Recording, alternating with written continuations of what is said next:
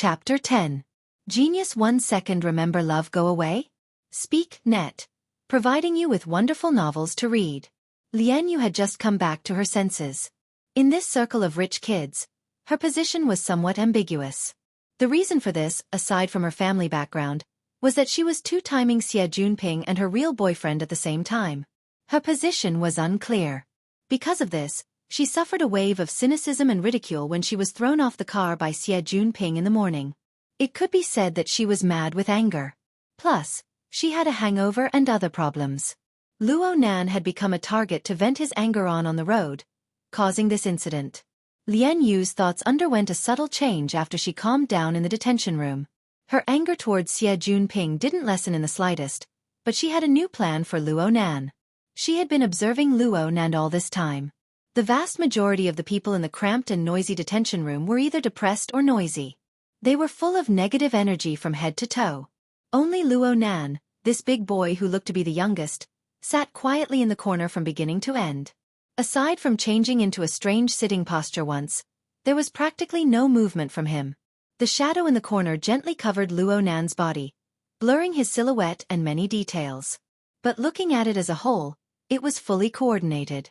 It was like a mask and cloak at a masquerade ball, dressing up a mysterious and profound character. It seemed to be very tasty. So Lian Yu moved closer to Luo Nan. She observed him at a close distance, with a touch of provocation. Luo Nan's delicate, pretty, and quiet appearance was exactly her cup of tea. If he took revenge on Xie Junping into consideration, then it would be even more interesting. Of course, before this, she first needed to figure out the relationship between Luo Nan and Xie Junping. She needed to figure out why Xie Junping was burning with impatience in the morning, and why this little fellow came up when he turned around. Lian Yu's thoughts couldn't be hidden from others. Someone laughed weirdly to the side. Lian Jieyu, he's a vegetarian. You guys can't get together. Vegetarian is also very refreshing. Lian Yu didn't mind people calling her by her nickname at all. Jieyu was the title of an imperial concubine in ancient times. Her status was illustrious, and it also had the meaning of charm and beauty. It couldn't be considered a bad name. As for using her beauty to charm people, or even the evil intentions of not being the legitimate wife, she naturally disregarded them. Lian Yu herself indeed had a heroic spirit that didn't care about meat or vegetables, and she even had the capital to do so. Her well-defined facial features gave her a bit of a mixed-race look. What was really against the rules was her voluptuous and tall figure. She even purposely wore a burgundy tight-fitting short skirt that accentuated her seductive body parts while also showing off her slender waist and long legs to maximize her charm. Now, in order to keep warm, she borrowed a man's outer robe and put it on. But when she spoke, she habitually gestured with her hands, and the front of the robe opened naturally. Her unbridled snow-white skin and the shadow of her coy figure formed a first-class natural composition. It could simply suck in the eyes of the surrounding men. However, all Luo Nan felt was irritation and pain. Lian Yu's attitude towards Luo Nan had completely changed. She wanted to amuse him a bit. She giggled as she went to pat Luo Nan's shoulder as she spoke. She really didn't use much strength in her slap, but Luo Nan had already returned to the state he was in when he and Xie Junping had just parted ways. His face hurt from the mist. This slap was simply like an axe chopping down on his shoulder. In an instant, his entire arm and half of his shoulder didn't seem to be his anymore. Luo Nan's entire face twitched, but Lian Yu only thought that he was nervous. She placed her hand on Luo Nan's shoulder and didn't let go. She borrowed a bit of strength and seductively bent down. We're all fellow inmates who have gone through trials and tribulations together. Aren't you going to introduce yourself? Any other man would enjoy this kind of benefit, but the current Luo Nan just wanted to smash a fist into her face. It hurts. It really hurts. Luo Nan felt as if a fire was burning in his heart. In reality, he had already clenched his fists tightly. But his remaining reason told him that there wasn't any deep hatred or hatred involved. It was just the habitual hunting of a carnivorous woman, that's all. Luo Nan tried to use this to disperse his energy and return to his normal state. He used as flat a tone as possible to reply, Acumen College. 10th grade. Luo Nan. Ha! It really is my junior. And it's a little fresh meat. Lian Yu was a bit pleasantly surprised. Right now, she found Luo Nan more and more pleasing to the eye. His delicate and tender face paired with a cool expression. Yep, and that serious posture of meditation. She couldn't tell if he was angry or shy, but he really was very cute. She couldn't help but want to tease him a bit more deeply. She reached out her hand to touch Luo Nan's face. Her attitude was too obvious, and this insane benefit release aroused the jealousy of some people. Suddenly a hand reached over and grabbed Luo Nan's cheeks in a single step. The person was also laughing and giggling, but his fingertips exerted force, directly squeezing Luo Nan's face until it deformed. Fresh meat? Fresh. Luo Nan's heart thumped. His brain didn't work. He completely relied on his body's instincts to forcefully wave his hand and slap away this person's dirty hand. Chapter 11. Genius 1 second. Remember if you want to go? Xiaofan provides you with wonderful novels to read. There were many people to the side, and the space was narrow. Li Xueqing didn't use his full strength. He only kicked Luo Nan to stagger, but Li Xueqing himself nearly slipped and fell. Love, go small, say, Netku. He had finally regained his balance and was about to rush forward again. Luo Nan suddenly turned around at this time. Strangely enough, when their eyes met, Li Xueqing felt an inexplicable panic in his heart and unconsciously stopped walking. Lian Yu had already calmed down. Li Xueqing's actions had attracted everyone's attention. Li Xueqing's actions were obviously inappropriate, but Luo Nan wasn't a person of this circle. This group of rich kids had no obligation to mediate. Not to mention that there were quite a number of people who were still brooding over the can of destiny in the phantom flying car. Even if there was a 9% chance that Xie Junping was the culprit, as long as there was a 1 in 1,000 or 1 in 10,000 chance, they would be able to shift their resentment onto Luo Nan. Everyone looked on with cold eyes. Lian Yu, on the other hand, felt the attitude of the group of scoundrels in the circle. It was not good for her to step forward and intervene. With an ashen face, she angrily stood at the side. Of course Li Xueqing knew the attitude of his companions. He really did have the heart to go up again. But he didn't know why, even though Luo Nan's face was ashen like a corpse and he looked like he could be blown over by the wind. Li Xueqing was unable to take a single step when he looked directly into Luo Nan's eyes. 1 or 2 seconds wasn't a problem, but 3, 4, 5, 6, 7 seconds had passed, and he still hadn't moved. This was a F***king battle pose. The surrounding scoundrels had obviously noticed something, and were already laughing in a low voice. Li Xueqing felt even more embarrassed. In the past, when it came to this kind of thing, there would naturally be bodyguards and attendants to take care of it. Who the F***ck knew that they would feel so uncomfortable when they were on the spot? She couldn't help but fly into a rage out of humiliation. She saw that Luo Nan's notebook was right under her feet, so she simply stomped her foot to vent her anger. She stomped right in the center of the notebook. The thick book instantly caved in, and a faint cracking sound came from between the pages. Across from him, Luo Nan was suddenly stupefied. Li Xueqing immediately understood when he saw Luo Nan's expression. His foot had truly stepped into the pit of Luo Nan's stomach. Li Xueqing immediately felt great pleasure. Even the feeling of cowardice that was wrong dissipated quite a bit. He added more force to his feet, and his heel made a good circle on the notebook. At the same time, he drew out his voice, rising and falling rhythmically, like an aria. I'm sorry. Li Xueqing's actions were actually very tasteless and degrading, but since they were on the same side, there were quite a few people around who were laughing and jeering. As for how much was helping and how much was mocking, it was up to the person to decide. Li Xueqing's confidence grew with momentum. He raised his hand and pointed at Luo Nan. Kid! His voice had just left his mouth when his throat suddenly choked up. This was because he saw Luo Nan walking towards him. The entire cabin was no more than 20 square meters. After more than 10 people were stuffed in, it was already very crowded. The distance between 2 people was really just a matter of 2 steps. Li Xueqing's heart twitched inexplicably. At the same time, he met Luo Nan's eyes once more at a close distance. Luo Nan's appearance was very delicate and pretty, but his eyes weren't beautiful. At least, this was how Li Xueqing saw it. Luo Nan's pupils were mottled, as if they were flowing with lustrous and dazzling colors. But in the end, they were controlled by a gloomy and cold tone. Li Xueqing inexplicably thought back to the strange collection he saw in the private garden of a certain best friend.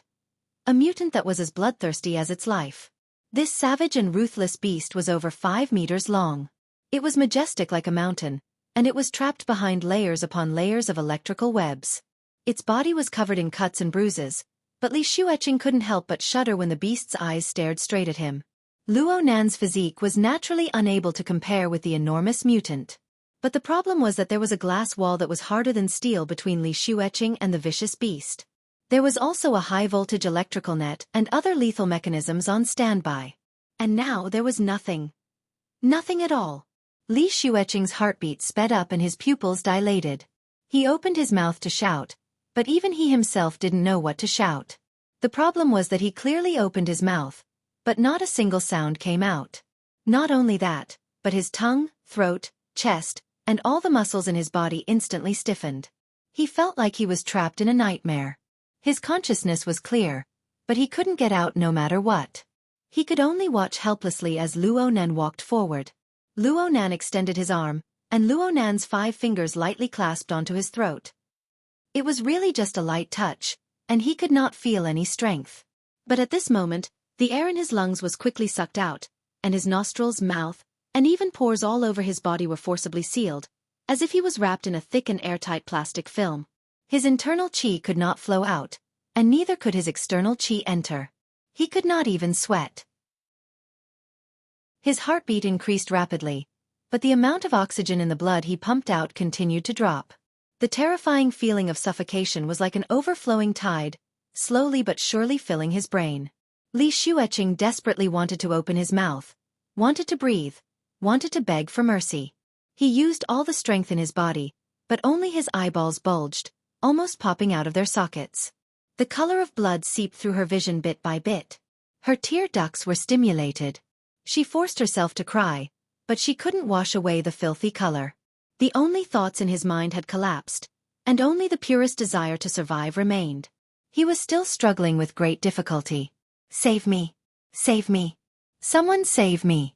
Li Xueqing himself did not know, but he was actually able to make some sounds. It was the kind of sound where the muscles in his throat were stiff.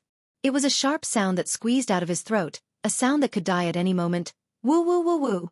At the same time, his face turned from white to red, from red to purple, from purple to black. His eyeballs had already popped out of their sockets by nearly a centimeter, beginning to reveal large amounts of the whites of his eyes. It was as if his blood and energy would explode in the next moment. Each and every one of the rich kids in the cabin were stupefied on the spot. They were unable to understand the pain Li Xueqing was facing. They only saw Luo Nan walk over, extend his hand, and choke Li Xueqing's neck.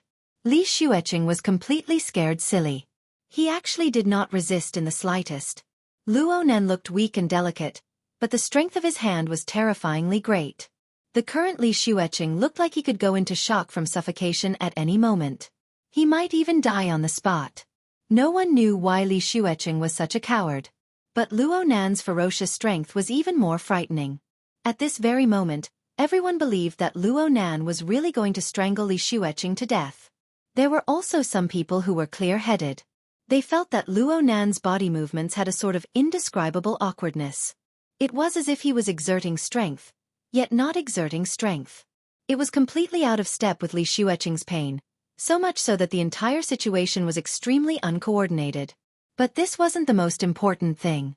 What truly made people's scalps go numb was Luo Nan's face. Yes, look at his face. Luo Nan's face was originally pale and gray like a corpse. But right now, there was a drunken red glow that spread and piled up. Excitement, right? Excitement, right? This scene was like an incorporeal whip that lashed at the hearts of the surrounding people. Let's not talk about the feeling of the flesh, but their hearts were twitching. Damn pervert. Homicidal maniac. He hid it so deeply. What are you looking stupidly for? Hold him back. Lian Yu's sharp voice tore through the almost sticky fear. She was the first person to react to the stress. She disregarded everything and charged towards the pile of stiff bodies in front of her. The group of people in front couldn't maintain their balance, especially the one at the very front. How far was he from UCI? A servant in front was about to touch her. And this fellow was a coward. He actually let out a blood-curdling scream. But no matter how unwilling the people in the front row were, The sudden explosion of crowding and chaos still pushed them towards Luonan. The weight of 7 or 8 people piled together. Even though Luonan didn't use his full strength, he still made Luonan stagger. His hand that was stuck to Li Xueqing's throat actually slipped away. This scene gave many people courage. There were people in the very front row who simply screamed, "Ah!" They closed their eyes and opened their arms.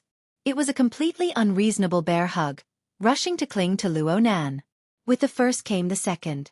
Under the drive of the herd mentality, a large portion of the people rushed forward. The cabin was in chaos for a time. Luonan was pushed away amidst the chaos, but Li Xueqing fell heavily to the ground. He had already sunk into unconsciousness, unconscious. Traces of extreme fear still remained on his face. Things had gotten out of hand. Beep beep beep. A sharp alarm rang. The armed mechanical soldiers that had been there all along were instantly activated. They turned around and pointed their anti-riot guns at the chaotic crowd. Chapter 12. Genius 1 second. Remember if you want to go? Xiaofan provides you with wonderful novels to read. In this arrest operation, although the military police had thrown the person here without any follow-up measures, it did not mean that they had completely given up. In fact, there had always been surveillance cameras in the cabin to monitor everyone's vital signs. It was only when they discovered that Li Xueqing was in a state of shock that they took emergency measures. The armed mechanical soldiers were completely cold and ruthless. They would not care about the cause and effect, right and wrong. They would strictly follow the fixed procedure and open fire with anti-riot guns. The high-voltage pulse covered the entire detention room. Everyone who was standing was the target of the attack. Even Lian Yu and the other girls were not spared. Correspondingly, the electric current penetrated his body. The electric currents formed a closed circuit with the human nervous system, stimulating the muscles and instantly putting them into a state of rigidity. Everyone was completely defenseless and fell to the ground. The chaotic situation was immediately swept away. No, there is one more. Luonan was forcefully controlled by the bunch of rich kids. Some grabbed him by the waist, some hugged him by the legs. Perhaps it was because he had a few more layers of meat shields, but he didn't collapse immediately. He staggered a few steps and finally managed to maintain his balance. His body was half bent and his hands were on his knees. His calves seemed to be trembling and swaying, as if he could fall at any time. But even so, Luonan still stood there. He raised his face slightly, and the blood-red color on his face faded a bit. His eyes stared fixedly over the bars of the detention room, staring at the muzzles of the armed mechanical soldiers. The armed mechanical soldiers also coldly locked onto their only target. Just as they were about to attack again, soldiers in combat uniforms rushed in from the door. The person in the lead was a captain officer. Retreat! The voice-controlled command was issued, and the armed mechanical soldiers' electronic eyes immediately turned black. Love go small, say Netka. The captain's gaze swept across the room and he said sternly, "Everyone, get on the floor and put your hands behind your head." He didn't say what the consequences would be if he didn't do it, but no one wanted to test the law. Even though the numbness had not completely passed, the group of people were still correcting their postures, each of them more obedient than a lamb. Lian Yu sneakily raised her head and cast her gaze towards Luonan. There should be many people like her who strongly felt that this sinister and ruthless pervert was stubborn to the end and wouldn't obey the captain's orders. But reality left them completely flabbergasted. Luonan crawled down slowly and with great difficulty, but he was extremely obedient. His hands crossed and held the back of his head. Since Luonan had moved a few steps before, he was a bit closer to Lian Yu's position. From Lian Yu's angle, she just happened to see Luonan's face. He seems to be trembling. It can't be that he only understands fear now, right? Before he could finish his thought, he heard a faint buzzing sound. It sounded like a bee flapping its wings, carrying a faint rhythm. The source of the voice was none other than Luonan. Only now did Lian Yu discover that although Luonan was lying on the ground, his posture was a bit different from the others. He rested his chin on the ground and looked straight ahead. His lips moved slightly, and the strange sound came from them. It looked like a wasp with a broken wing, struggling on the ground. Could it be that this fellow had gone mad? Lian Yu shuddered and secretly clenched her teeth. She cursed a certain someone who was hundreds of kilometers away. "Xie Junping, you bastard, Just what kind of people do you know? Xie Junping certainly wouldn't reply, but the military quickly made a judgment. From the perspective of Lian Yu and the others, the armed mechanical soldiers and military personnel appearing one after the other meant that the matter had certainly gotten out of hand. They didn't know how they would be dealt with. But reality proved that in the eyes of the military, a small conflict caused by a group of temporarily detained youngsters was nothing more than a fart. When all was said and done, the military only assisted the police in managing the case. There was no need to waste energy on this. The final treatment was merely to carry the unconscious Li Xueqing out for treatment. Then they dragged Luo Nan, who didn't fit in with the others, to lock him up by himself. No one objected to this. Even if they did, it would be meaningless. But Luo Nan spoke in a low voice as he was being brought out. "There's still my notebook." "It's coming. It's coming." Lian Yu and the others all stared with wide eyes. They wanted to see how this deeply hidden pervert would reveal his vicious and untamed side. However, the development of the situation made a fool of them once again. The captain didn't get angry. Instead, he indicated for his subordinates to go into the cabin and pick up the notebook. He picked it up and flipped through 2 pages. When he saw the cracked flexible screen, he gave it a few more glances. Then he handed the notebook back to Luo Nan. Luo Nan didn't say anything more. He obediently followed the escorting soldier and left. He was quiet and restrained from head to toe, just like the impression he gave others in the beginning. While Lian Yu and the others looked at each other in dismay, Luo Nan was brought into a solitary confinement room. It wasn't too far from where he was locked up before. Since it was a solitary confinement room, the space was narrow. It was reasonable. There was only a single metal chair placed in the room, and it was fixed to the ground. It would pretty much fill up the rest of the space if it was turned in a circle. This was the place that claustrophobic people were most afraid of, but Luo Nan didn't care. He sat on the chair, and the notebook was naturally placed on his knees. He first wiped away the footprints and dirt on the cover, then he carefully opened it. The metal ring frame of the notebook was already a bit deformed from Li Xueqing's heavy trampling and crushing. The opening and closing tab wasn't too flexible either. But this kind of damage wasn't much compared to the flexible e-ink screen. It was unknown where Li Xueqing got his strength from, but the flexible e-ink screen, which was extremely flexible and tough, had over a dozen fine cracks. Some of them ran through the entire screen. It looked like the flexible e-ink screen would fall apart with just a bit more strength. However, the flexible e-ink screen could still be used even in this way. The screen lit up with a light swipe. Luo Nan felt a bit relieved. Next, he didn't care about anything else. He directly opened up his most commonly used drawing software. The familiar loading sign lit up, and he soon cut into the normal interface. The draft of the Burning Wraith appeared on the highest level. It looked quite normal. Luo Nan let out a long breath. He pressed his finger long, wanting to enter the next level interface. But the temperature of his breath didn't even have time to change when the flexible e-ink screen suddenly darkened. It automatically shut down, without a trace of light. It was like an ominous black post that had been smeared with ink. Luo Nan tried many different methods to reboot the screen, but he didn't see any reaction. He began to stare blankly as he faced the pitch-black, shattered screen. The miniature camera in the corner locked onto Luo Nan's stupefied and stiff face, transmitting it to another cabin on the warship. There, the freshly minted lawyer, Zhang Yingying, rushed over, looking travel-worn. She was currently handing over legal documents to the relevant person in charge of the ship. Right now, she had changed into an old-fashioned ash-black dress suit. Her hair was coiled up in a bun. The only bright color on her body was the gorgeous sapphire blue scarf around her neck. Oh, there was also that pair of slender and long calves. They were directly exposed to the air. Her entire body was flawless, and the texture of her skin appeared even more exquisite under the support of her black velvet high heels. It was as if she was glowing with a jade-colored light. The one who was connected to Zhang Yingying was the transport ship's logistics deputy supervisor. This somewhat stout lieutenant colonel officer had the surname Liu. He had already received a warning beforehand. Even though the mature-dressed female lawyer had a tender face, she looked suspicious no matter how he looked at her. He didn't have any intentions of getting to the bottom of things. Of course, perhaps this had something to do with the reason why his eyes kept glancing downwards. Chapter 13. Genius 1 second. Remember if you want to go? Net provides you with wonderful novels to read. Lieutenant Colonel Lu was a bit frivolous, but he had cultivated a habit of caution from working in logistics for a long time. This caused him to have some misgivings about the situation itself. The others are easy to deal with, but this kid called Luo Nan is a bit suspicious. He's so young, yet he acts so ruthlessly.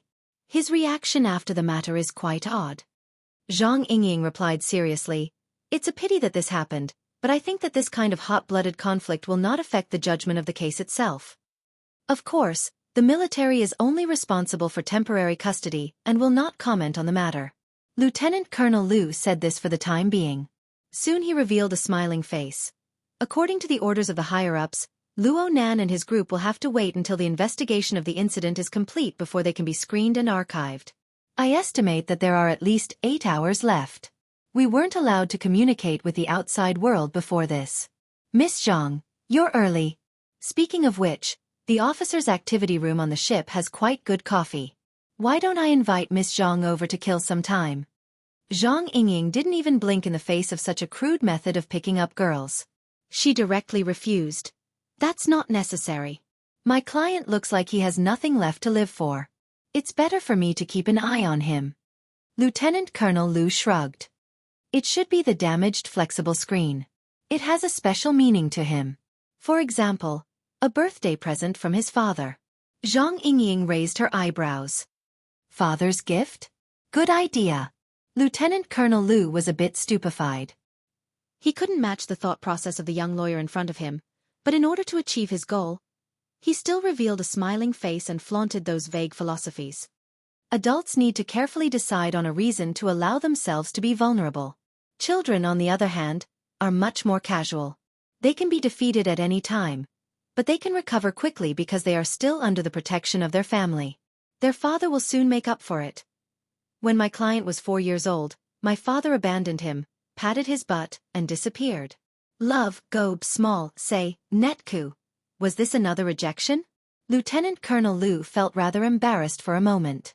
He retreated with his tail between his legs, but he was also unwilling.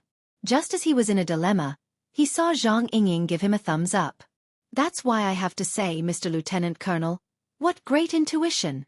Zhang Yingying hooked her index finger and thumb, and the other 3 fingers cut in the air. Did you know 60 years after the advent of flexible e-ink screen products, there were more than 200 brands and more than 3,000 products in the world? However, the one in my client's hand is not any model on the market. Lieutenant Colonel Lu was confused, but it was good to be able to chat with a beauty. He tried hard to think. It's a private production? That's right. My client's father is a first-rate industrial designer. Before he left his job and went missing, he had outstanding work experience in both the production and creative departments of Quantum Corporation. Making such a gift for my only son is the most appropriate. Lieutenant Colonel Lu made a rough estimate. In other words, it has at least 12 years of history? TSK. But I have to say, it will be very difficult for you to claim a high compensation from the vandals based on this. Zhang Yingying smiled and naturally wouldn't explain any more to Lieutenant Colonel Lu. In fact, when she was in the office, she had already done a more detailed analysis based on the flexible e-ink screen video she had obtained in the morning. Even though Luo Nan's flexible e-ink screen wasn't a product that could be found on the market, the material used to make it was a must. For example, that ultra-thin panel belonged to the Jellyfish series, which was released in the beginning of the year 2090. This proved that the earliest time Luo Nan received this gift was in the year 90. In other words, it was very likely that Luo Nan's father, who had been determined to be missing or even dead, was still maintaining contact with Luo Nan. Perhaps it was just this little bit.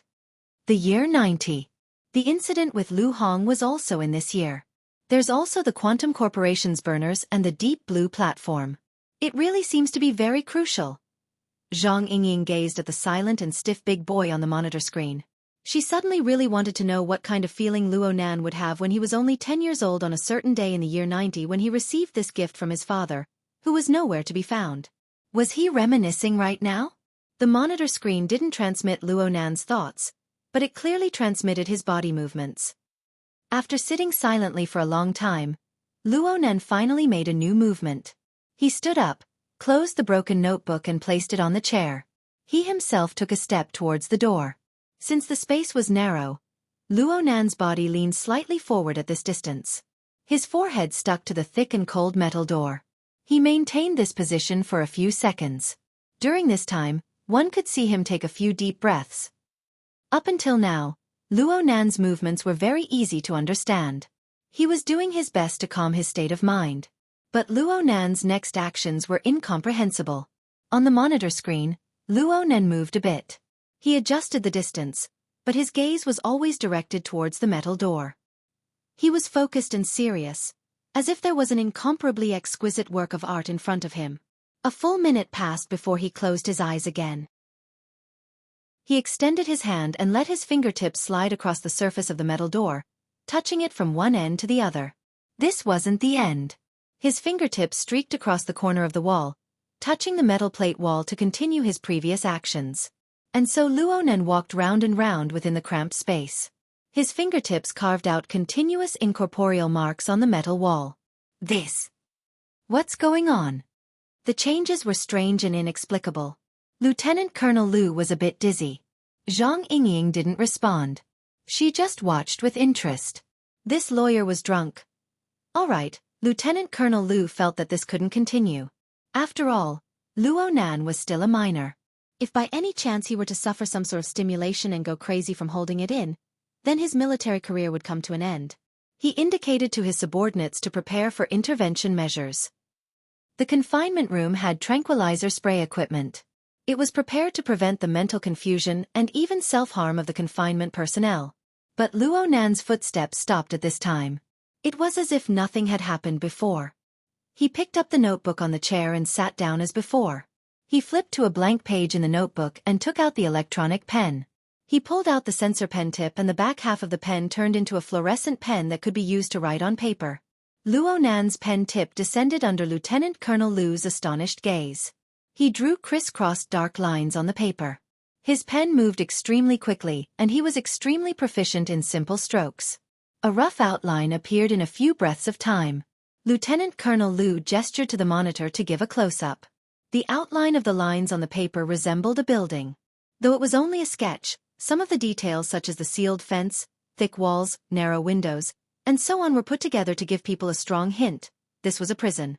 It was just that there was a kind of unnatural misalignment in the overall configuration. It was as if there was a kind of power that intervened between the intangible and the tangible, distorting this building. Lieutenant Colonel Lu only half understood what he was looking at. He heard a slight sound from his side at this time. He turned his head to look and saw Zhang Yingying's eyes focused on the monitor screen. The tips of her feet subconsciously tapped the floor lightly. Her expression was unprecedentedly focused. Oh, perhaps there wouldn't even be a reaction if he extended his hand to touch the young lawyer's pert, but right now. Chapter 14. Genius 1 second. Remember if you want to go? Xiaofan provides you with wonderful novels to read. Luo Nan didn't know that someone was paying close attention to his every move. Even if he knew, he wouldn't have the extra mental energy to pay attention to it. His condition was very bad. Hunger, pain, numbness, and hallucinations. These negative elements that originally existed only increased as time passed, not decreased. Moreover, they gradually converged and turned into a corrosive poisonous fire, driven by some invisible force, drifting around his internal organs, limbs, and bones. The so-called incorporeal power was none other than the spectre that Luo Nan had discovered through his visualization. The spectre of today no longer had the mass of a mosquito. It controlled poisonous flames to flow within the depths of Luo Nan's flesh and blood. It constantly devoured essence and energy, growing and strengthening, and it continued to exert more and more interference on Luo Nan. It formed an effect similar to a blockade. Every time Luo Nan tried to calm his heart and clear his thoughts, enter a meditative state, and study the source of the spectre in detail, intense disturbances would come howling from the plane of his body and mind, blasting him out. If things were to continue like this, Luo Nan would sooner or later be exhausted to death by the spectre if he were to enter the fixed space and suffer the backlash of failure. Wraith had been trying to stir up Luo Nan's emotions. It was just like his conflict with Li Xueqing. Luo Nan had used a fatal psychological suggestion to nearly kill Li Xueqing. His ears clearly reverberated with the faintly discernible laughter of the spectre. He was just a little bit away from breaking the string of reason. Luonan also remembered the moment his palm pressed against Li Xueqing's throat. Li Xueqing's fear and despair melted within his flesh and blood, converging into a surging wave of heat that rushed in. However, it was destined to be a turbid flow. Not only could it not be used by him, but it even swept away some of his essence qi. In the end, it disappeared without a trace, but it was not hard to imagine where it went. The specter used this method to rapidly grow and strengthen. It squeezed Luonan's living space step by step. Naturally, Luonan was in a bad mood right now. But if one looked closely, this feeling was mostly a bad experience of old memories being stirred up to the point where the dregs floated up. He was very dissatisfied. Just now, because of the laptop. Okay, because of the flexible e-ink screen, he was so angry. This shouldn't have happened. The flexible e-ink screen had been with him for 5 years, and he was used to forgetting everything except its actual functions. But where did that ruthlessness and impulse come from? After that, how did his absent-minded state of mind surge out? Was it because his flesh and blood contained a certain person's genes? That coward. Hee. The irony was that the active interference of the spectre gave Luonan a very good explanation, so much so that he actually felt a bit of subtle relief. Attributing everything to ghosts. That made things much simpler. The spectre's blockading interference had indeed caused a lot of trouble. But why did he have to stubbornly smash his head until it bled? Luonan entered the fixed space in hopes of drawing support from that state to further understand the spectre. He wanted to make contact with it, capture it, and exterminate it. Ghost's obstruction and interference proved that his train of thought was correct. From Luonan's point of view, the one with a one-track mind should be Wraith. In order to understand something, one didn't necessarily have to go through the fixed state. Luonan had a more direct method, a pen and a piece of paper. Over the years, he had collected character materials, described the surrounding scenery, and sketched countless times on the spot to capture the characteristics of others. His writing might not have been methodical, but he had long trained his acumen to be first-rate. Now, all he needed to do was to create a special self-portrait. Lines flowed down from the tip of the pen, piling up layer upon layer and intertwining with each other. His mind was neither close nor distant. He was focused and relaxed, fluid and agile. There was actually a tendency to go out of control. In a certain sense, hand drawing was freer than visualization. The visualization diagram seemed to come out of thin air, but it was actually very strict. It had to maintain a certain synchronization with one's body and mind. It couldn't be increased or decreased at will. But a sketch drawn on a piece of white paper was different. It came from reality, yet it could be separated from reality. It could be used to describe certain thoughts and concepts through virtual, fantasy, and symbolic brushwork, completely liberating one's inspiration. Back in the day, his grandfather was able to use hand-drawn diagrams to express the marvels of formatting theory. Today, Luonan could use similar methods to describe and explain the changes that occurred to his body. This change could even be deduced on paper. It was a step ahead, forming a pre-made draft for a great work of art. Therefore, Luonan drew a prison that didn't exist in reality to symbolize the most prominent idea in his mind. This was the first time Luonan had been imprisoned in his entire life. It was a novel experience, and he naturally linked it to the first sentence of the 16 words mantra. My heart is like a prison. Luonan believed that the 16 words mantra was certainly some sort of interpretation of formatting theory from his grandfather. The words prison, furnace, mirror, nation, and so on were even direct descriptions of the level of formatting. And according to his deduction of the sequence, the format of prison might be an advancement of container. Therefore, he used the cold and cramped confinement room as a reference. He used the free and smooth edge of his brush to gather the faintly discernible inspiration. He even used the indescribably wonderful energy to construct a marvelous building that belonged solely to him on paper. Of course, he knew that the structure of the prison he drew was mostly fantasy. He might not be able to use it on the formatting, but as long as he had the clue of inspiration, it was enough. As for the distorted picture, it was easier to explain. This was because the picture reflected reality. The power that distorted the building came from within the building. The incorporeal and shadowless spectre was the instigator of all this. He couldn't see the spectre, but he could indirectly sense its existence through the distorted picture.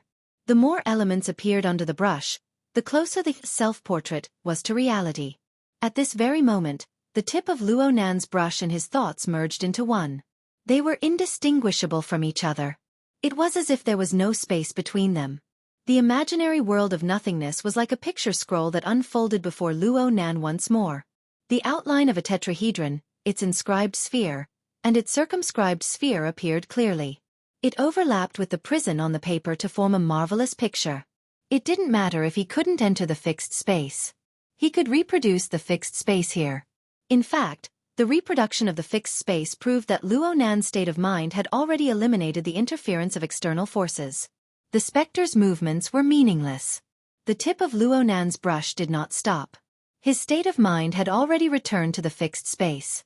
The specter, who had been interfering and destroying all this time, was caught off guard. It finally revealed its strange appearance. Other colors seeped into the originally empty darkness outside the visualized diagram. It was a kind of oppressive dark red. It was like a struggling flame within the ashes that had yet to be extinguished. It seeped and blended with the darkness to form a somewhat fuzzy silhouette together. This thing swam within the darkness, sticking to the visualized diagram in an attempt to penetrate inside. And it had already penetrated quite a bit. If it were someone else, they would need to spend some time to find the boundaries of this monster. But Luo Nan recognized its appearance with a single glance. The burning wraith. It was precisely this wraith that was faintly discernible during the earthquake in the R&D district. It howled and nearly took Luo Nan's life. Afterwards, it concealed itself into nothingness, making it hard to trace. Luo Nan even left its image on the drawing software. If he hadn't encountered his true fate, Luo Nan would already be at school right now. He would be looking up information, striving to find the slightest trace of the wraith. How could he have imagined that this fellow would actually be in such a state, wandering within his consciousness, fusing with his flesh and blood?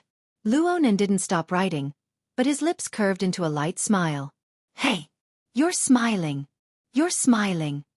Lieutenant Colonel Lu cried out involuntarily. Then he felt extreme shame. He felt that he must have been infected by Luo Nan for him to make such a fuss over nothing. Zhang Yingying was also very curious about Luo Nan's current state of mind. Unfortunately, the monitoring screen was destined to be unable to detect Luo Nan's thoughts. On the other hand, a beep rang out from the monitoring room. The door opened and someone walked in with large strides. Zhang Yingying looked back with curiosity. She saw that the person was wearing a well-ironed sky blue uniform. He didn't wear a military rank. He was clearly out of place in the room filled with deep space gray aerospace army uniforms. Lieutenant Colonel Lu turned his head to look at the person. His brows slightly furrowed, but he quickly squeezed out a smile. He walked a step forward and spoke with a chuckle. Assistant Yen, how's the search going? Chapter 15. Genius 1 second. Remember if you want to go? Xiaofan provides you with wonderful novels to read. Assistant Yen didn't immediately respond to Lieutenant Colonel Lu's greeting. His gaze first swept over Zhang Yingying, pausing for a moment, just in time to meet the latter's gaze. Love, Gobe small, say. Netco Assistant Yen was in his early 30s and of medium height. He might not even be as tall as Zhang Yingying in high heels, but his posture was strong and his face was quite handsome. It was just that the corners of his lips were habitually pursed, and his expression was cold and solemn. He did not look like someone who was easy to talk to. What left the deepest impression was his eyes. His pupils were slightly dark red, and a similar color seeped out from the edges of his eyes, especially at the corners of his eyes, where the protruding veins and veins near his temples were intertwined. It was a rather uncomfortable feeling. Lieutenant Colonel Lu saw that the two of them were sizing each other up, but he pretended that he didn't know and didn't help to introduce them. Assistant Yen, what can I do for you? According to the command center suggestion, a batch of detection equipment has been transferred from my company to be used to screen the suspects temporarily detained on the ship. Assistant Yan's face was expressionless as he directly operated his wristband. He indicated to Lieutenant Colonel Lu and quickly passed the authorization verification. Detection equipment? Lieutenant Colonel Lu asked curiously. Is the search over? Not yet, but the precision of the equipment is quite high, and the installation and debugging will take some time. Understood. Lieutenant Colonel Lu felt a bit regretful. Since it was equipment acceptance, as a supervisor, he had to be present. That was the end of his friendly interaction with the young female lawyer. He signaled Assistant Yen to wait for a moment and turned to Zhang Yingying with a smile. Miss Zhang, shall we stop here first? It's still early, so I'll arrange a cabin for you to rest first. I'll arrange for someone to send the information to you later. Thank you, Lieutenant Colonel. Zhang Yingying knew that it was no longer suitable for her to stay in the monitoring center alone, so she took the initiative to shake Lieutenant Colonel Lu's hand and bid her farewell. When she passed by Assistant Yen, Zhang Yingying gave him a friendly smile. She narrowed her eyes and activated the automatic camera function of her contact lenses, saving a photo of the person's face. The corners of Assistant Yan's lips twitched. He didn't know if that was considered a response. His line of sight did not land on Zhang Yingying either. Judging from the angle, he was looking at the surveillance footage in the room. Zhang Yingying glanced back the instant she walked out the door. Lieutenant Colonel Lu could be considered quite cautious. He didn't want to give others a handle. He had long since indicated to his subordinates to switch out Luo Nan's close-up. Luo Nan's figure had already disappeared into a dozen or so similar images on the monitor screen. He couldn't be considered too eye-catching. But Zhang Yingying had a strong feeling. The focus of this Assistant Yan's gaze was aimed at Luo Nan, and it had been a long time since he moved. Walking in the corridor inside the warship, Zhang Yingying entered the image she had just taken into the database and confirmed the search criteria. Judging from the uniform, it's Sky Blue Security, a professional security company under Quantum Corporation. They're able to communicate directly with the military, so their position should be high up. And those eyes. A few seconds later, a warning sounded. Information listed as secret. You do not have sufficient authority. Zhang Yingying wasn't particularly surprised. She pursed her lips and switched to another channel. Not long after, he took out a simple personal file. The reason why he said it was simple was that there was still a considerable portion that had been blocked. However, she could already verify a portion of her conjecture from the current information. The electronic photo on top of the file was precisely Assistant Yan's appearance. He was just younger by 7 or 8 years, and he was currently revealing a spirited smile. Yan Yonghua, former lecturer of Acumen College. He left his post of his own accord in 90. His father, former professor of Acumen College, Yan Hong. Okay then. Enemies really do meet on a narrow road. Speaking of which, did he recognize me in the end? Zhang Yingying thought back to the conversation she had with Xie Junping before she boarded the warship. She had no choice but to make an amendment. This giant ship of Quantum Corporation doesn't care about little ants, but the spider and whatnot on it might not. This seemed to be a very troublesome choice. Give it up? Luo Nan's thoughts stirred and the marvelous scene that appeared beneath the tip of his pen flowed within his mind. It's really cool. Luo Nan, who was very cool, was still drawing with his pen. Even though he had already entered the fixed space, locked onto the source of interference, and confirmed the true identity of the specter, he didn't have any intentions of stopping. The feeling of the pen and mind merging into one was truly very marvelous. The burning wraith was an inconceivable existence. Luo Nan didn't know how to categorize it and determine its nature. Even though he had entered the fixed space, he didn't have too many clues as to how to deal with it. But when he held the luster pen in his hand and allowed the lines to flow from the tip of the pen, all the problems were no longer problems. The material and the mental, the real and the illusory, the present and the future. Multiple dimensions interweaved together to depict the same goal from multiple angles. His inspiration would never dry up no matter what. The distorted sketch of the prison building that was filled with symbolism revealed more and more clear conceptual clues. Luo Nan's lips unconsciously opened and closed slightly. He silently recited the mnemonic chant that he had long since become familiar with. He only chose the first 4 words. My heart's a prison. He silently recited it without a sound, but the intent that carried through it had never been as condensed as it was now. It broke through the boundary between the real and the illusory to attack the plane of the visualization. It was as if it had transformed into an iron hammer that smashed heavily onto the visualization diagram. It was like the ringing of a bell. It was like the striking of a chime. Countless silver threads were extracted from the diagram amidst the fine vibrations. They split apart to randomly construct countless flickering structures. And they clearly had a close relationship with the prison building in the notebook. Some were clear and proper. Some were distorted and blurry. There was also an enormous difference in their images. There were tightly woven fences inside. There was a sealed iron cage. There were leaping arcs of electricity. There was a malevolent beam gun. In short, each and every one of them was a symbol of violence and coercion. They were the embodiment of the details of the prison drawing. Due to the leaping of consciousness and the haphazard brushwork, the majority of the structures were only superficial. They didn't conform to the principles of construction at all. The time that they existed was extremely short. But every time the intertwining and shattering structure of silver thread swept past, the burning wraith that had already penetrated into the inner layer of the visualization diagram acted as if it was facing a great enemy. It moved endlessly in defense, cutting quite a sorry figure. The burning wraith also wanted to carry out interference and destruction. But the problem was that the process that unfolded in multiple dimensions at the same time had already completely exceeded the scope of its control. Luonan didn't understand why the burning wraith that was over 100 meters tall had gone wrong when it howled at the sky. It was actually so unbearable. But he wouldn't stop. The chanting never stopped. The visualization never stopped. The tip of the brush never stopped. Gradually, Luonan gave up on injecting the inspiration of the details into the sketch. Instead, he began to do subtraction. He revolved around the increasingly clear conceptual clues and strengthened them. Within the visualization diagram, those leaping and combining silver threads seemed to respond to the intense and pure intent of his mind. Hundreds and thousands of flashy but impractical constructions collapsed with a rumble, revealing the simple and pure composition of the tetrahedron once again. At the center of the diagram, at the center of the inscribed sphere, there was a crashing sound coming from the center of the sphere. It was as if the heart was trembling.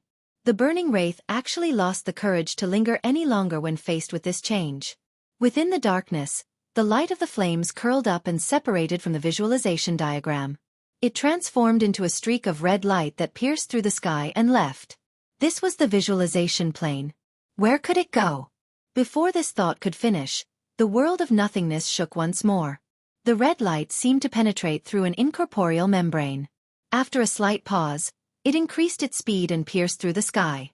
Luonan's consciousness suddenly went into a daze the instant the membrane was penetrated. An ice-cold metal wall appeared in his field of vision. A notebook was placed on his lap, and he was drawing with his pen. Chapter 16. Genius in 1 second. Remember Love Go? Talk Net, providing you with wonderful novels to read. Out of body state? Right now Luonan was like watching a supernatural movie. But before he had the time to experience the pros and cons, the burning wraith's red glow had already penetrated through the wall in the blink of an eye, disappearing without a trace. Oh, saying disappearing wasn't accurate. This was because there was still an indescribable, yet clearly distinguishable sensation that marked the burning wraith's position in the bottom of his heart. Luonan knew the reason. This was because the drawing under his pen was a self-portrait in name. In reality, it depicted a considerable range of mental and physical states. Naturally, this included the burning wraith. Oh, the unnatural distortion on the sketch of the prison building, was it? Right now Luonan's visualization and drawing had already merged into one. It was difficult for each other. Since he had left an imprint on the sketch, how was it possible for him to not leave a trace in his mind? No matter where the burning wraith fled to, it still appeared clearly on Luonan's drawing and within his mind at this moment. And because of the burning wraith's abrupt escape, the dynamic change of the interference power stimulated Luonan's inspiration once again. His main body actually hadn't stopped writing under this inexplicable out-of-body state. Even though the sketch in his notebook couldn't contain any more details, his inspiration had already gushed out. It was unstoppable. The tip of his pen was practically piercing through the paper. It drew intertwined lines on the only empty space on the outside of the sketch. The constantly strengthening conceptual clues finally buzzed into shape under the casting of inspiration. It was just like... Crash! On the visualization plane, a thick, heavy crow chain appeared like a predatory python amidst the trembling sound. It appeared from the center of the visualization diagram, exploding out with its long body. The incorporeal membrane that had just been pierced was torn apart once more. The crow chain then broke through the void and entered reality. It followed the direction the burning wraith fled in, breaking through the air. Luonan didn't know how long the chain was. The front half had already entered the void, but the center of the sphere still hadn't been pulled to its limit. Perhaps length had no meaning on this plane? In a split second, Luo Nen heard a sharp hiss. The crow chain, including his mind, made contact with the scorching hot and irritable burning wraith in this instant. The chains trembled and moved even faster, actually forcefully piercing through the other party.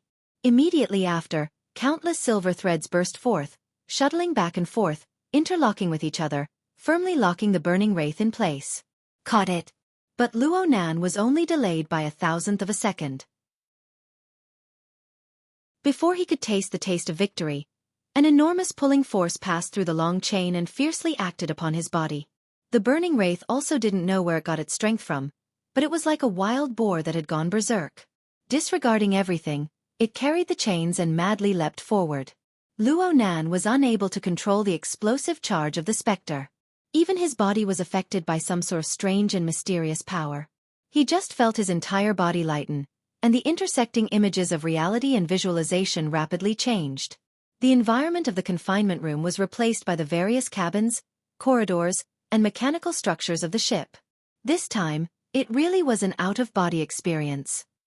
Moreover, it was forcibly dragged out of his body by the berserk burning wraith. Through the wall. What was this? The physical laws of the soul? At first, Luo Nan was still thinking whether or not there were people who could see this unscientific scene. But soon he was certain that the soldiers, officers, and AI machines that came and went on the warship were completely unaware of the chase that was happening above their heads. The tightly guarded transport ship had been completely transformed into an undefended racecourse. At least it was like this for now. It must be said that this was quite a novel experience. Luo Nan also tried to observe his current state of existence. He worked hard for a long time before coming to a preliminary conclusion. In his soul state, his form was very close to that of the burning wraith. It was just that he didn't have that oppressive dark red fiery glow. He was more like a shadow of nothingness. Luo Nan still wanted to carefully experience it for a bit. But after a short period of muddle-headedness, he sensed a chill that rapidly increased in intensity. It was simply like he was raging through a world of ice and snow with his naked body. The cruel cold wind sliced at his body like blades.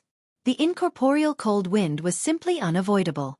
The incorporeal soul didn't have the effect of splattering blood in all directions, but the intense feeling of pain was real and real. It was very clear that the situation was tilting in a dangerous direction. And it was clearly closely related to the hasty and passive out-of-body experience. Luo Nan's first thought was to hurry and return to his main body. But right now, his mind and the chains coexisted. They were all bound to the burning wraith. He was completely muddle-headed as to how to unbind and how to break free. The more muddle-headed he was, the more he needed to do something. Luo Nan did 3 things in this life-threatening moment. First, he made a comparison. Which was more painful, the cold wind cutting the soul or the psychotropic drug composition cutting the nerves? Conclusion. There seemed to be no difference.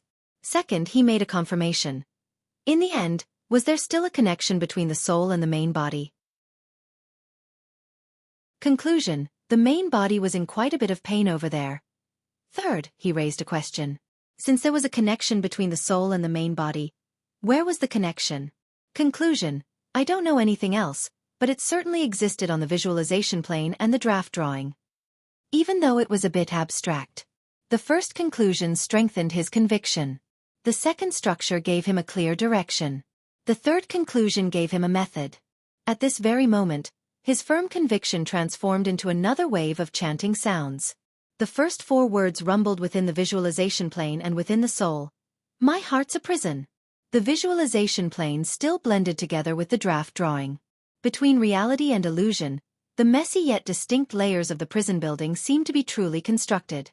It was piled up layer by layer, covering the limits of Luo Nan's range of perception like a dark cloud. The out-of-body soul appeared to be far away from the main body, but it was actually still within the range of the prison building. The burning wraith was the same. The heavily chained crow shuttled back and forth within this seemingly illusory building, transforming into beams, pillars, thick walls, prisons, torture tools. And it was also at this moment that Luo Nan truly understood the essence of the heavily chained crow. No matter what kind of prison it was the embodiment of coercive rules. Coercive power was certainly the #1 priority. There must be the power of punishment when facing a disobedient prisoner. The burning wraith appeared to be fleeing far away, but as long as it didn't truly throw off the shackles of the chains, it would inevitably suffer a merciless suppression. The heavily chained crow hummed in an instant, carrying out Luo Nan's will. The power stored deep within it was finally displayed. As the result of the accumulation of ideas and inspiration, every strand of the heavily chained crow divided into silver strands. Every chain constructed was linked to Luo Nan's mind. This movement was tantamount to piercing the bound burning wraith from the inside to the outside. It was wrapped and twisted. It was so much so that it was directly sliced and analyzed. A large amount of information was fed back. It was too late to sort through in a short time. The burning wraith hissed in pain. There were no sound waves, but there were seemingly substantial psychic waves that spread to the surroundings. It seemed that this painful emotion was far too intense. The wall lights in the long corridor of the warship suddenly dimmed. In the next moment, the entire row of red warning lights lit up. A tangible and intangible warning sound penetrated through the entire space of the warship. Warning. Warning. Invasion of mutants. I repeat. Invasion of mutants. Level 3 mutant state. Darksider lifeform has appeared. All conventional armed personnel enter combat positions. Prepare tranquilizers. Enter standby state of AI. Activating the deep blue platform. The burners have entered a state of emergency.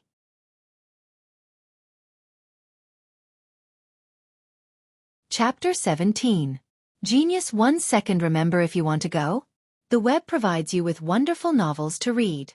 In a short few seconds, a dark red alarm light spread a tense and serious atmosphere to every corner of the transport ship. Although this sort of situation was rare for the military, there were always rules to follow.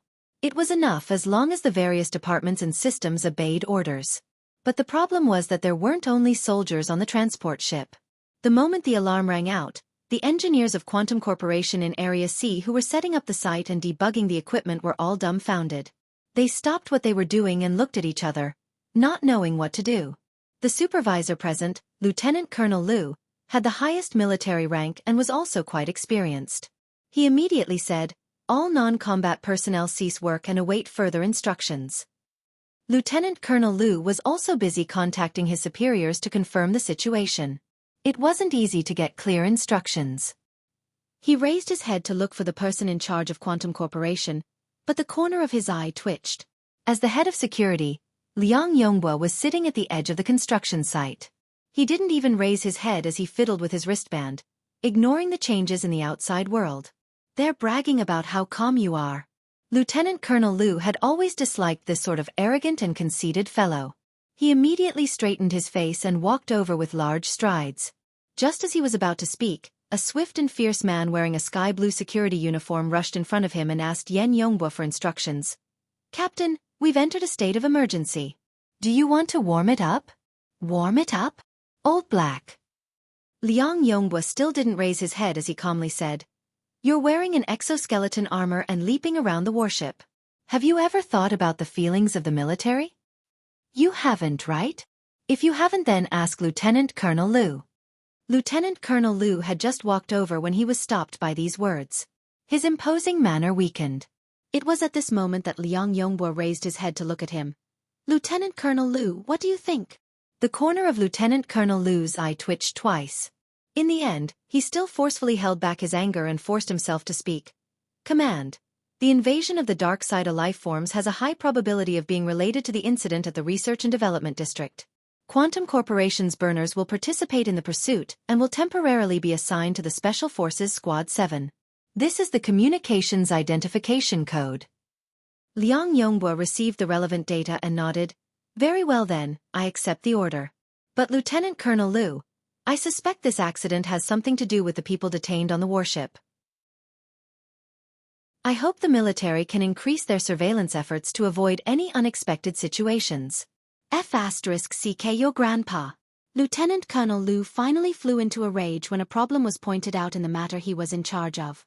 He couldn't be bothered to say anything more, so he turned around and left with a dark expression. Liang Yonghua didn't say much. He stood up and led Blackie in another direction. On the way, he sent a set of data to Blackie. If that idiot wants to come, he'll need some time to vent his anger. There won't be any changes to the defense. Wait for an opportunity to move to Area A2. Make a big move. If you meet this person, create some accidents. The data was projected on Blackie's retina, showing the handsome and quiet face of a young man. Love, go small, say. Netco Old Black was expressionless. He only nodded slightly, engraving that young face deep in his heart. The alarms and warning lights did not stop. Under the flickering dark red light, the prison building that was built between reality and illusion began to collapse after a brief moment of glory. Soon, it turned into ruins and returned to nothingness. After all, Luo Nan hadn't truly constructed a reasonable structure yet. There were many overly casual future conceptions involved within. Being able to temporarily appear for a period of time was already a pretty decent confirmation. Of course, the most important thing was that the burning wraith was already completely unable to stir up a storm. Walala! Walala!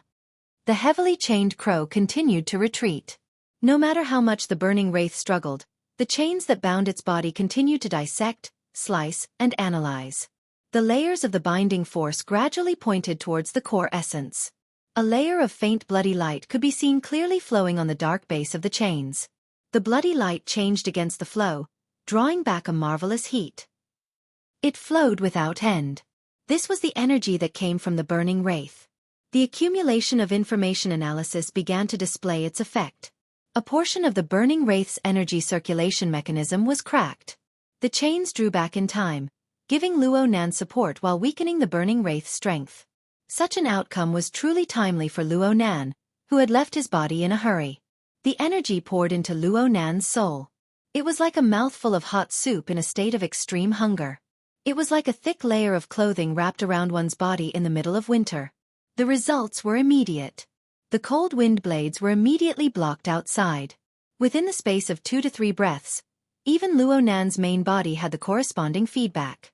The state of hunger that was nearing its limit was somewhat alleviated. The situation was always like this. The burning wraith that had lost a large amount of blood had already turned from a wild boar that ran around randomly into a sled dog that wasn't very obedient. Then, it irreversibly transformed into a dead dog. Luo Nan saw the dead dog a few seconds later. The burning wraith was indeed well behaved. It floated in the air sickly. There weren't too many changes to its outer appearance. Even if there were changes, it wouldn't be seen. Only the outer layer of flames had clearly dimmed quite a bit. But there was something very eye-catching. Behind this toy, let's just call it behind for the time being. It dragged a very long tail. The heavily chained crow continued to control, slice, and analyze the burning wraith without end. And it seemed that this would continue for a very long period of time. Even though Luo Nan was in his soul state, he still let out a long breath out of habit. He had finally resolved this inexplicable trouble. He could finally put his energy back on the plane of reality. Luo Nan naturally paid attention to the alarm that resonated throughout the entire ship. Let's not talk about anything else. The terrible negative term mutant was already enough to explain a lot of things. But what was a Darksider life form? Luo Nan searched his memories, but there were no results. A clear change had already occurred in the surrounding situation at this time. There wasn't a shadow of a single person within the long internal corridor.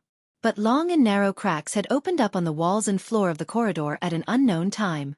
Pale white smoke could be seen emitting from the cracks, quickly pervading the entire corridor. At the end of the corridor, the muffled sound of footsteps could be heard. 3 majestic exoskeleton armors formed a battle formation. They advanced forward step by step within the misty smoke.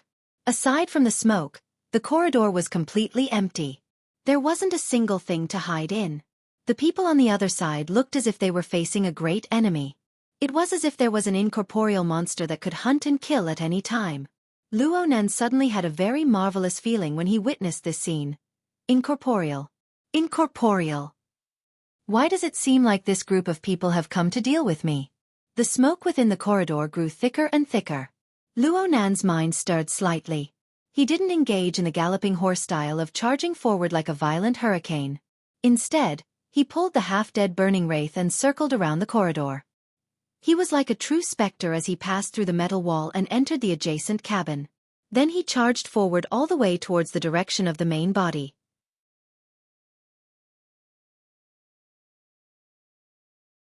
Chapter 18.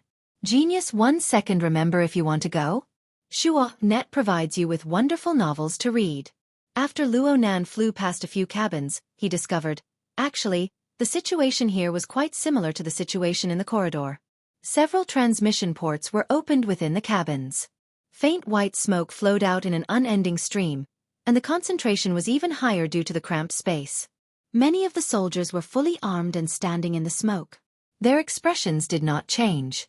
It was obvious that they were very familiar with this situation. Of course, the smoke was definitely not poisonous. Luo Nan had paid special attention to the effect the smoke had on the soul body due to his previous sense of danger. But judging from the current situation, there was nothing unusual. He suppressed his doubts at the bottom of his heart and focused more on experiencing the feeling of passing through walls. Is this what an out-of-body experience looks like? Luo Nan used various methods to penetrate through 7 to 8 metal walls in a row before confirming his own state once more.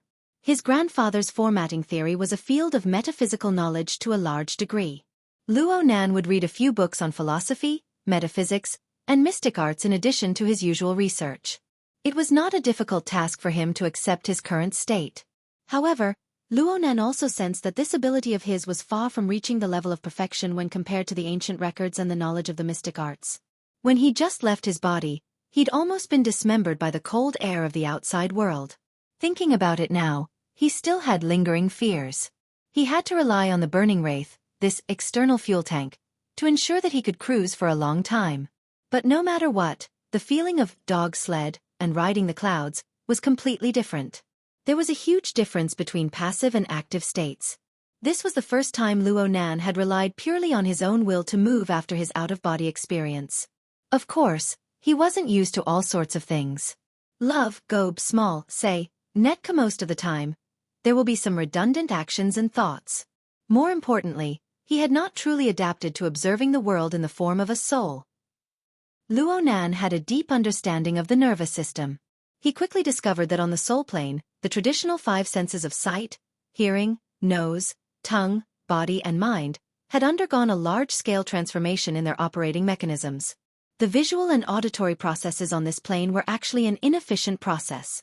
Luo Nan was like a radar in his soul state. He was constantly receiving all sorts of wavelengths from the outside world.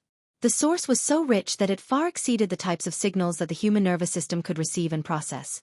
If he stuck to his habit, most of these signals would naturally be lost. Only some of the signals that the nervous system normally processed would be channeled in and transferred to the body for processing before the results were presented in the form of the 5 senses. Not to mention the problem of losing a large amount of waveband signals, even the processed signals would be distorted to a large extent due to the lack of real stimulation to the nervous system.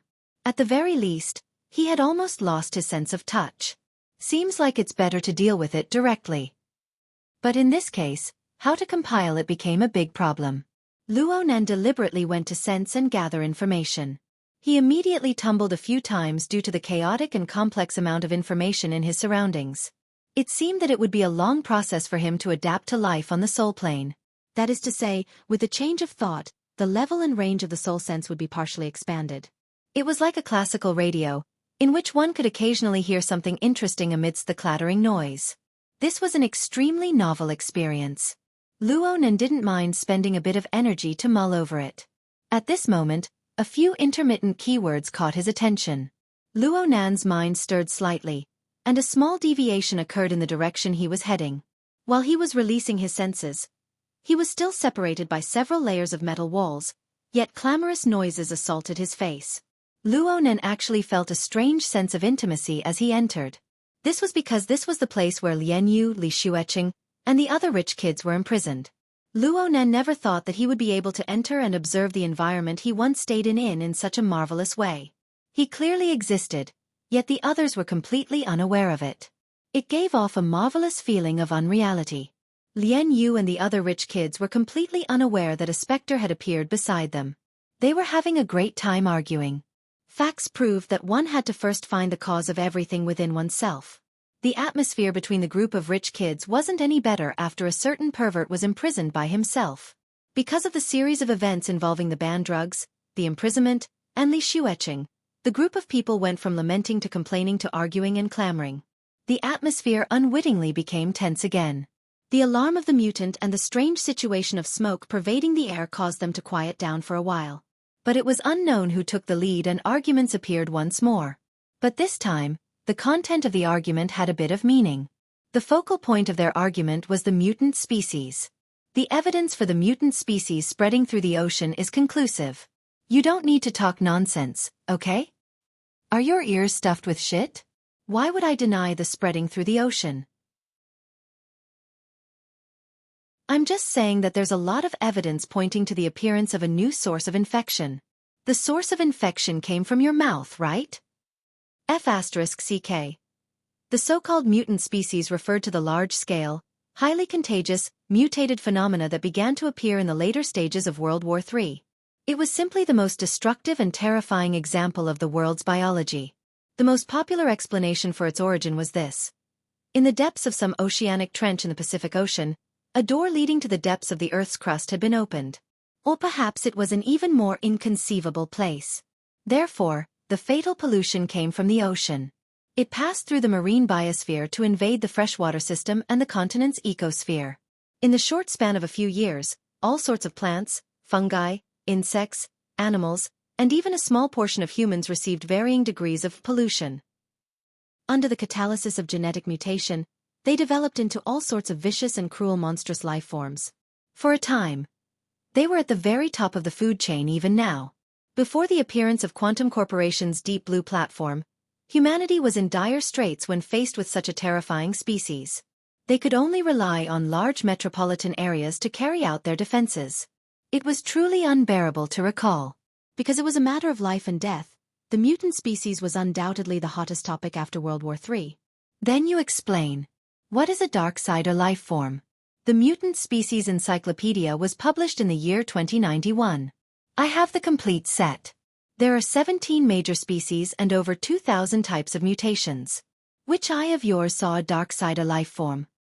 Sure, if you think your encyclopedia is a holy scripture, then I'm convinced. You're so stupid that I'm convinced. Wait. Finally, someone came out to stop the quarrel. There's no need to be angry about this matter. A new species of mutant can jump out at any time. We're all amateurs. It's impossible for us to figure it out. Hey, Towsy, your old man is a big financial backer of the field laboratory. Have you ever heard of this thing before? Lu Tao, who wore vintage gold-rimmed glasses, looked refined and refined. He could be considered a small anomaly in the crowd. He normally didn't speak much, but he had a certain, shocking flavor. He had been holding back his big move as soon as he heard about the Darksider life form. Now that he finally had the opportunity, he chuckled. Darksider life form. Treat it like a specter. It's a pretty good angle to cut into.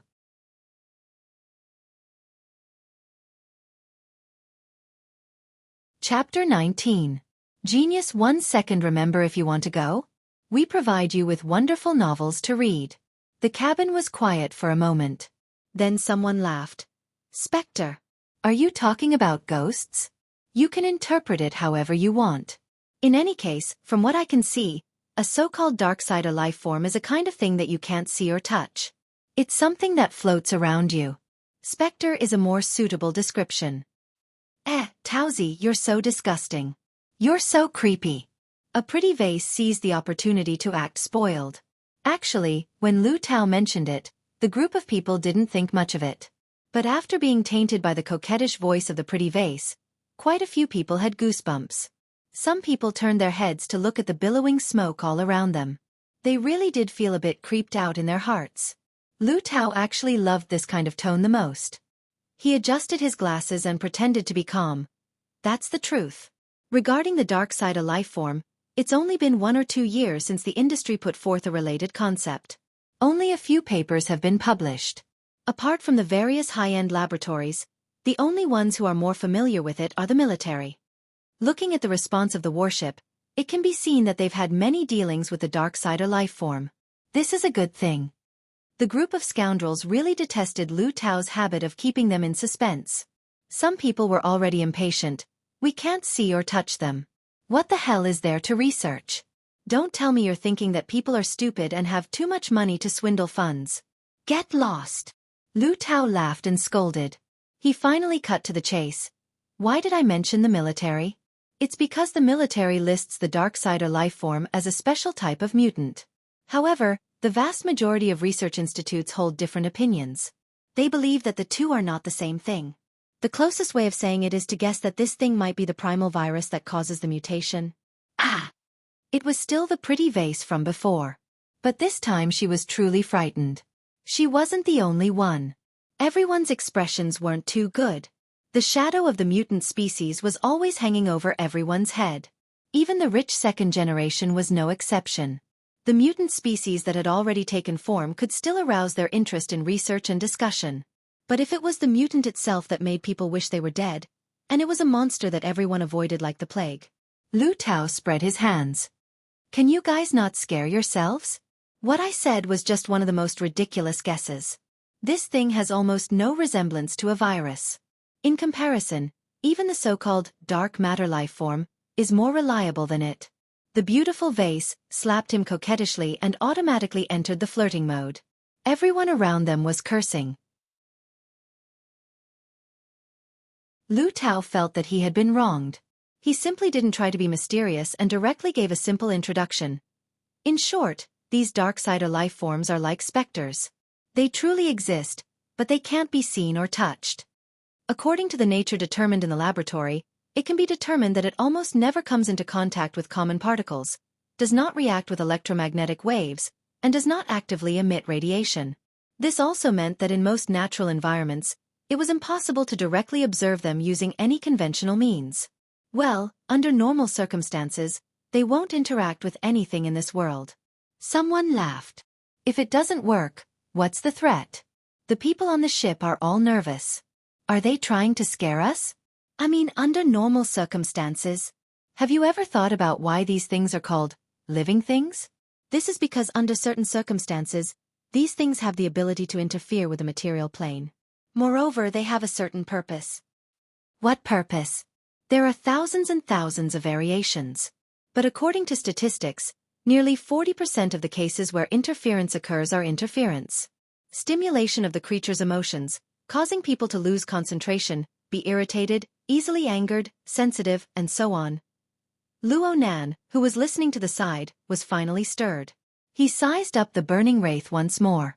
This fellow was still in a dead dog state right now, but everything that had happened before had perfectly verified Lu Tao's description. The Darksider lifeform is extremely dangerous. Remember, the parts that we can't observe are meaningless to us because they don't interact with us at all. But as long as we are able to discover them, they are certainly threatening. This is because they are attempting to influence and disturb our plane. How do they disturb? It's very simple. There's an old saying, know thyself and know thy enemy. Under normal circumstances, the Darksider lifeform doesn't interact with us. But once they have an intention, they must first understand us, make contact with us, and collect our information. This is like an active radar. Normally, if the radar isn't turned on, no one would be able to discover its existence. But if they search with a certain purpose, they will certainly emit a beam and expose their position. Luo Nan, who was observing the burning wraith, was suddenly startled. His attention became unprecedentedly focused. Of course. The Darksider lifeform is 10,000 times more hidden than a radar. They don't even need to emit a detection beam or anything. They just need to absorb the various wavebands in the air. Then they can analyze and process them in a way that we are unable to understand. And this is also the only opportunity we have to detect them. Lu Tao was high from talking. His arm pointed at the surrounding mist. Do you see this shadow mist? This mist releases a type of special particle. They are extremely sensitive to the various wavebands in the air. Once they discover which direction has a relatively concentrated nature change in the waveband, they can transmit the relevant data to the central AI through various sensors. They can conduct analysis and determine the probability of the Darksider lifeform appearing. Lian Yu, who hadn't spoken all this time, also became interested. Her specialty just so happened to be communications. Taoster, you know quite a bit about this. Lu Tao was waiting for these words. He immediately pretended to be calm. This sort of shadow mist combat technique was developed by a laboratory in the wilderness that my family funded. At this time, there was naturally no lack of people supporting him. F***ck Tauster, you've hidden yourself quite deeply. You guys have earned quite a bit from this technology. Not bad. Not bad. Lu Tao was beaming with laughter. He felt extremely refreshed in his heart. But Luo Nan, who was floating beside him, had a different kind of mood at this time. He looked at the surrounding mist and was actually a bit stupefied for a time. Lian Yu, who hadn't spoken much, asked at this time, "It's so hard to even discover the Darksider life form. How do we deal with it?" Right now, there's only the burner. In fact, the discovery of the Darksider life form happened after Quantum Corporation introduced the burner and the Deep Blue platform. It can be seen from actual combat that the burner has a relatively high sensitivity towards the Darksider life form. Only the burner can control the Deep Blue walkers. Only by establishing the archetype format and igniting the format of fire can they cause direct damage to the Darksider life form. Then, Lian Yu still wanted to ask, but she didn't expect a long beep to open the cabin's outer door. The sliding metal door was still moving when a strong and vigorous figure leaped in from the mist. A thick firearm was set up and tiny red dots of light danced chaotically throughout the room. They streaked across the faces of the rich kids who were at a loss as to what to do. "Get down. All of you get down." A fierce and unyielding voice penetrated into their eardrums through the amplification of the loudspeaker. "Everyone, crawl forward in order. Immediately go outside. There will be people outside to receive you." The person who had thrown himself into the room was certainly a rather brave and capable character. But after staying in the army for a long time, it was inevitable that he would overlook the fact that this group of rich kids before his eyes really weren't battle-hardened warriors. They were already completely scared silly when faced with this sudden situation. It was unknown who it was that cleared his throat after a mere half a second, but a sharp cry filled the entire cabin. Being spurred on by the cry, the restlessness of fear engulfed the hearts of everyone like a storm.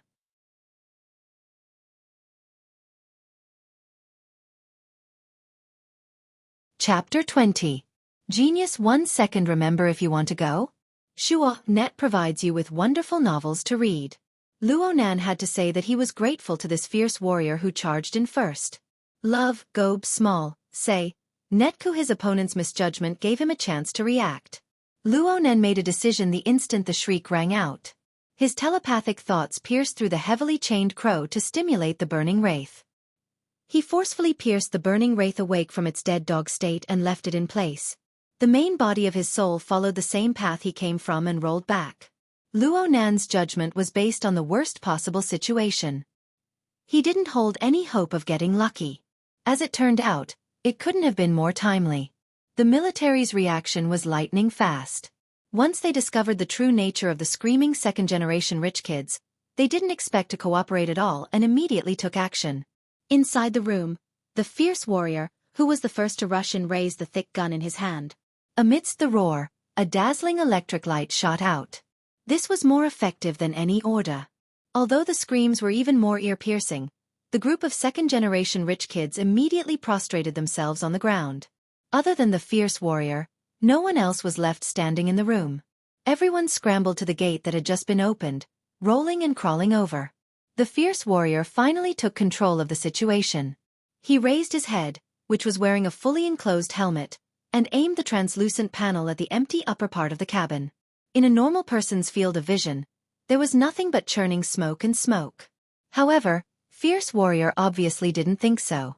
His right hand swiped over the switch button of the gun and changed the empty bullet mode to single-shot mode. The muzzle made a muffled sound. In the next moment, a large cloud of fire rose in the half-closed cabin, almost covering the entire upper half of the cabin, like a violent and reckless miniature flame bomb. Right now, Luo Nan was already 2 cabins away. The straight-line distance was over a dozen meters. But since the chains were still fused with the burning wraith, it was very hard to pull them away. The information from the other side was unavoidably transmitted back. Luo Nan's mind trembled the instant the fiery cloud soared. A substantial impact traveled along the chains. Even though Zhang Xian was just an ethereal soul, it felt as though he had been punched in the chest, leaving him in a terrible state. Luo Nan was certain that the true destructive power of this shot was absolutely not the seemingly violent flames. This was because Luo Nan did not feel the transmission of heat at this moment. Instead, it was an attack power that directly reached the soul plane. If he was already like this, Then there was no need to mention the burning wraith that was still staying in the cabin. It had just woken up from the dead dog state, and was still somewhat muddle-headed. The red cloud exploded overhead, crossing the boundary between reality and illusion, and acting on its body. In an instant, the burning wraith's body unexpectedly shrunk by a circle from the explosion. It clearly suffered damage. This sort of flame bullet-like ammunition was clearly made to deal with the Darksider life form. Its effects were immediate. However, it wasn't easy to reload the ammunition. After one shot, the fierce warrior retreated and reloaded at the same time. He couldn't complete it in a short time. However, it would be too naive to think that there was a chance just because of that. One person's skills were limited, but he couldn't fight against the other side's numbers. After the first flame bullet was fired, there was a succession of bullet trajectories that cut in from outside the cabin. At least 5 of the same type of ammunition shot into the cabin and exploded. For a time, the cloud of fire churned and the temperature of the entire cabin rose by at least 20 degrees. The soaring temperature looked frightening, but it was actually meaningless. It proved that the destructive power of the ammunition had shifted beyond the conventional plane. The burning wraith that remained in the cabin had the most right to speak. Not only did this wave of flame bullets have a direct attack on the soul plane, it even had a viscous ability. The burning wraith also attempted to flee when it suffered the attack. But it was as if a bucket of glue had been poured into the surrounding void, making it difficult for the burning wraith to move. Perhaps it was some sort of incorporeal and powerful magnetic field? Luo Nan continued to ponder as he retreated. Right now he could see that the military had clearly formed a set of effective methods to deal with the Darksider life form. If he had stayed behind just now, it was truly unknown what would have happened to him. Luo Nan's route of retreat and method had been carefully considered. From Lu Tao's introduction, he roughly understood that the Shadow Mist's capture of the Darksider life form wasn't really a matter of seeing it. Rather, it was a method of calculation that had a problem with probability. In other words, it was very likely that the military didn't know the true form, quantity, and relationship between the Darksider life form. Luo Nan pushed out the burning wraith that he had just obtained without the slightest hesitation. With the burning wraith attracting firepower, he could be considered safe up until now at least. But at this moment, the burning wraith that was bound within the cabin had finally aroused its vicious nature after it had suffered a series of attacks. The wraith's body, which was already riddled with holes, suddenly shrunk. Its originally incorporeal shadow body became a bit more solid. There was even an instant where the outline of a body became even clearer. The heavily chained crow that was still locked together with the burning wraith transmitted concrete information. But Luo Nan wasn't able to discern what it was for a time. He just felt that it was some sort of vicious beast. This incorporeal vicious beast faced the sky and roared in the next moment. Psychic waves that were nearly tangible filled the cabin in an instant. They penetrated through the metal walls and rapidly spread. From the moment the gunshot rang out, the burning cloud of fire above their heads simply scared the rich kids to the point of pissing their pants. They all screamed for help right now. Some people didn't even have the strength to crawl cleanly. Luckily, the soldiers outside the door saw through their nature and changed tactics. They promptly extended their hands and dragged them out. But the burning wraith's roar arrived at this time. Actually, no one heard the sound. But under the sweeping psychic waves, an irrepressible fear of death erupted in everyone's hearts. At least 3 people pissed their pants in this instant. There were even some who directly fainted. But on another level, through the chains and through the burning wraith, Luo Nan saw that this group of rich kids had already collapsed in the face of fear. Between their mouths and noses, between the pores of their bodies, a very strange thing began to ooze out. Countless dark red specks of light floated up. They were like specks of dust floating under the sunlight. But the dim glimmer clearly contained a marvelous energy. It was like a strange spore, and its source was the dozen or so shivering rich second-generation heirs inside and outside the cabin. Practically everyone's body sprayed out these dark red spores, interweaving with each other. As a whole, they formed a thin glowing mist that covered the entire cabin. The density of the glowing mist rose far too quickly. There were large amounts of spores exchanging in and out of their bodies at every moment. The density was so great that it simply burned with a layer of gloomy flames. Finally, the density of the glowing mist reached a certain limit. It spontaneously bubbled up and submerged the burning wraith within. Only a vague outline of its outline could be seen.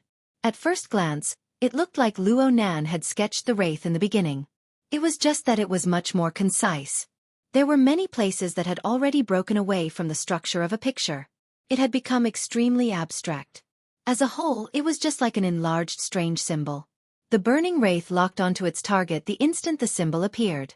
The fierce soldier, who had always been at the very front, had a sturdy body wrapped in exoskeleton armor.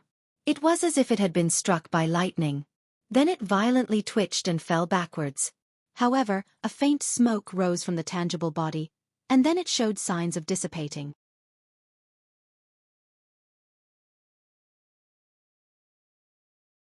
Chapter 21. A Genius in 1 Second Remembers Love? Speak, Net. Providing you with wonderful novels to read. Luo Nan was familiar with the series of circumstances that occurred within the cabin. One was the roar of fear. It was practically a replay of Luo Nan's experience on the viaduct. And on the soul plane, a few more essential things were exposed. Looking at the other people's expressions, it was clear that they knew nothing about the spore. Then, there were the fallen fierce warriors. Luo Nan felt the unforeseen events that happened to the fierce soldier. This was because in the moment when he was forcefully pulled out of his body, this dark and incorporeal vibration penetrated his body, forcibly blasting his soul out. Looking at it now, this was truly a battering ram that acted directly on the soul plane. The fleshly body on the plane of reality was completely unable to defend against a single hammer strike. It directly struck the soul. It was filled with the meaning of the mystic arts. The fierce soldier clearly didn't have the ability to leave his body. This time, things were probably far from good. Luo Nan's mind stirred. He had no enmity with the military's combat personnel. He didn't wish for someone to lose their life because of the inexplicable dark-sider life form. He hesitated for a moment before issuing an order to the burning wraith for the first time since the fight began. The burning wraith was slightly sluggish within the cabin. Right now it was driving the dark flames to burn away all the surrounding binding forces, allowing it to regain its freedom. Moreover, its strength had increased explosively. But Luo Nan's order reached its core plane through the chains, making it hard for it to refuse. The burning wraith split off a streak of bloody light to roll up the overflowing smoke from the fierce soldier's body, forcibly stuffing it back in. It circled around in the air, ignoring the exploding clouds of fire as if they were nothing. It carried the red light of the dark flames as it escaped from the cabin. And at this time, Luo Nan's soul body was silently following a distance of over a dozen meters. According to Lu Tao's words, the military used the shadow mist to detect the dark-sider life form. This was to observe each information waveband to see whether or not it had a tendency to interfere with changes on the plane of reality. Luo Nan didn't understand the calculation method involved, but he knew that even if he was forced by the burning wraith to do something beyond his abilities, he was able to maintain his current state for a long time. This was mostly due to his own format. His soul was in the out-of-body state. He naturally had a tendency to interfere with reality. Otherwise, he would be in the chaotic darkness, and he would become inhuman. How was this possible? In this way, it was very possible that he was a natural signal source within the shadow mist. If he and the burning wraith were to go in the opposite direction, it would be unknown who would be the first to be caught. Since he couldn't create a diversion, he could only pull the wool over everyone's eyes. He pulled the chain, maintaining a distance that was neither too far nor too close. He followed behind the burning wraith, at the same time carefully adjusting his route. Although the current burning wraith was still at a level that ordinary people's eyes couldn't see, however, due to the frequent interference of the real world, the military's detection system could be said to be blazing with a fierce light. The well-trained soldiers outside only lagged behind for about half a second before they turned their guns and used that special fire cloud to seal off the corridor. However, the burning wraith used the move, Fearful Roar. It used a peculiar method to absorb other people's fearful emotions for its own use. Its strength rose explosively for a time. It was a bit strenuous for Luo Nan to control it, let alone these soldiers who could only rely on special equipment to deal with the enemy. Even though the fire cloud pervaded most of the long corridor, the burning wraith still walked how it wanted to walk. It occasionally used the siege hammer to shoot. Even though Luo Nan suppressed it over and over again, it didn't cause as much damage as the first strike. However, those who were hit would fall into a state of unconsciousness. They didn't even know what was going on when facing an invisible enemy.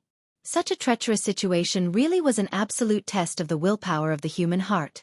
Even soldiers who had gone through strict training were able to maintain uninterrupted firepower according to the drill manual. It was hard to avoid the feelings of fear and panic in their hearts. This was a difficult knot to unravel when facing the burning wraith. So much so that the number of strange spores in the long corridor increased once more. They didn't just come from the bodies of the collapsed rich kids. They also came from the bodies of the soldiers in battle. Large amounts of spores floated up, infected, and exchanged. The magic of fear was like an avalanche. It pressed down on everyone present. The combat formation formed by the elite soldiers and the rhythm of the successive firepower had already shown visible disarray. 1, 2, 3. 7, 8. Including the one who was still lying in the cabin, there were 9 well-trained elite soldiers dressed in advanced exoskeleton armor. They formed a combat squad that was enough to contend against powerful mutants in the wilderness. But under the fierce might of the burning wraith, they actually didn't have the strength to fight back.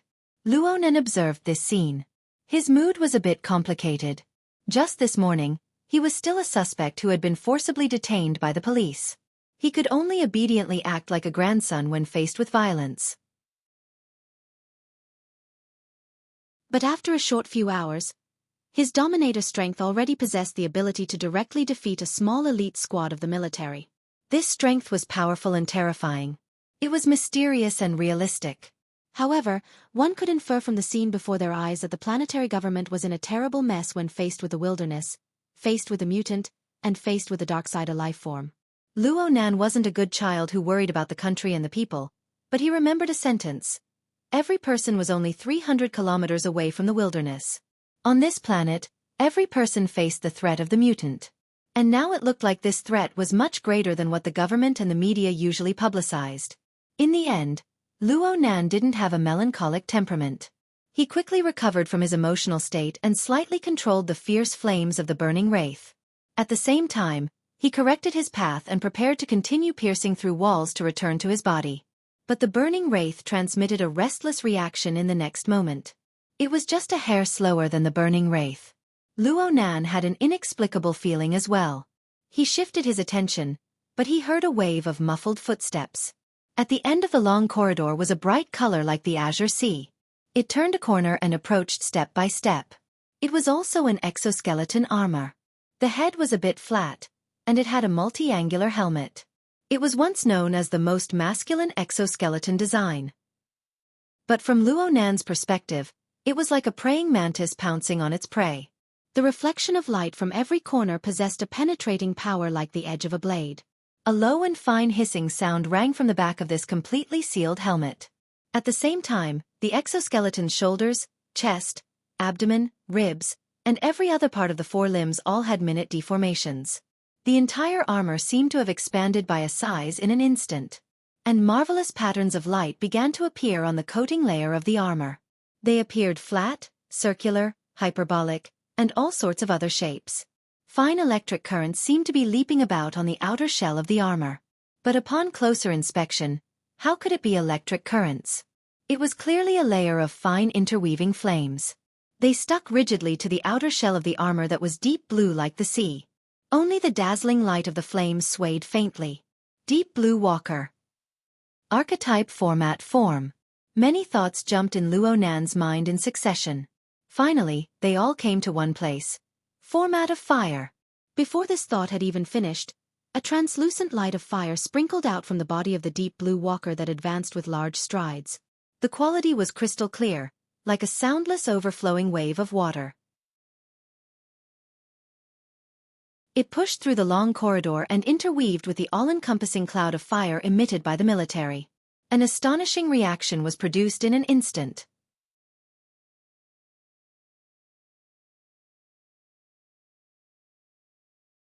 Chapter 22. Genius in 1 second. Remember love go? Speak, net. Providing you with wonderful novels to read. Gurgle. Gurgle. Luo Nan could clearly hear the clamorous sound of boiling water. In fact, the majority of the long corridor was filled with fire clouds that were boiling. The swelling and bursting dark red bubbles were piled together. At first glance, it looked like a lava lake in the ground. But from the perspective of the burning wraith, these bubbles were like a strong detergent with a barrel rolling effect. The spores stirred up by the roaring of fear were immediately annihilated the moment they came into contact with the boiling fire clouds. Even the power that was already operating effectively, such as the gloomy dark flames that revolved around the wraith's body, also received enormous interference. A vortex formed in the void. 3 types of flames. Whether it was the burning wraith, the deep blue walker, or the flames released by the soldiers, as long as they were sucked into the vortex, there would be no reaction. If this was all, then the burning wraith wouldn't be considered to have fallen into a disadvantage. But the problem was, who would want to fight you one-on-one on this military transport ship? A muffled bang rang out. A blue light suddenly burst forth from a certain cabin on the side of the corridor. A robust figure rushed out from the side.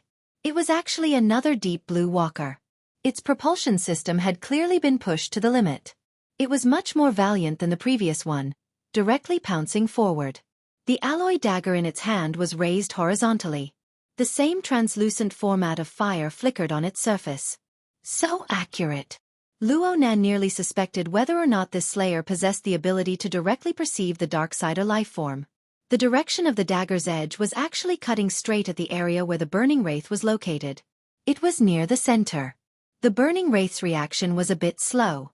Perhaps the distance between the two was too close, or perhaps it lacked a sense of danger from a physical attack. Only when the fiery light of the dagger neared its body did it blur its figure in an attempt to dodge. In the end, it was still too late. No matter if it was the outer layer of gloomy dark flames or the inner layer of near-nothingness of the shadow wraith, a long scar that could be seen with the naked eye was directly cut open. Everything within was transformed into nothingness. On Luo Nan's side, the information transmitted by the burning wraith suddenly turned chaotic. Then a ruthless power burst forth. The burning wraith's vicious nature had already been aroused. It completely disregarded Luo Nan's previous orders. The siege hammer no longer held back and directly struck. The Slayer's protective format of fire abruptly darkened, and its body, which was still gliding through the air, lost control.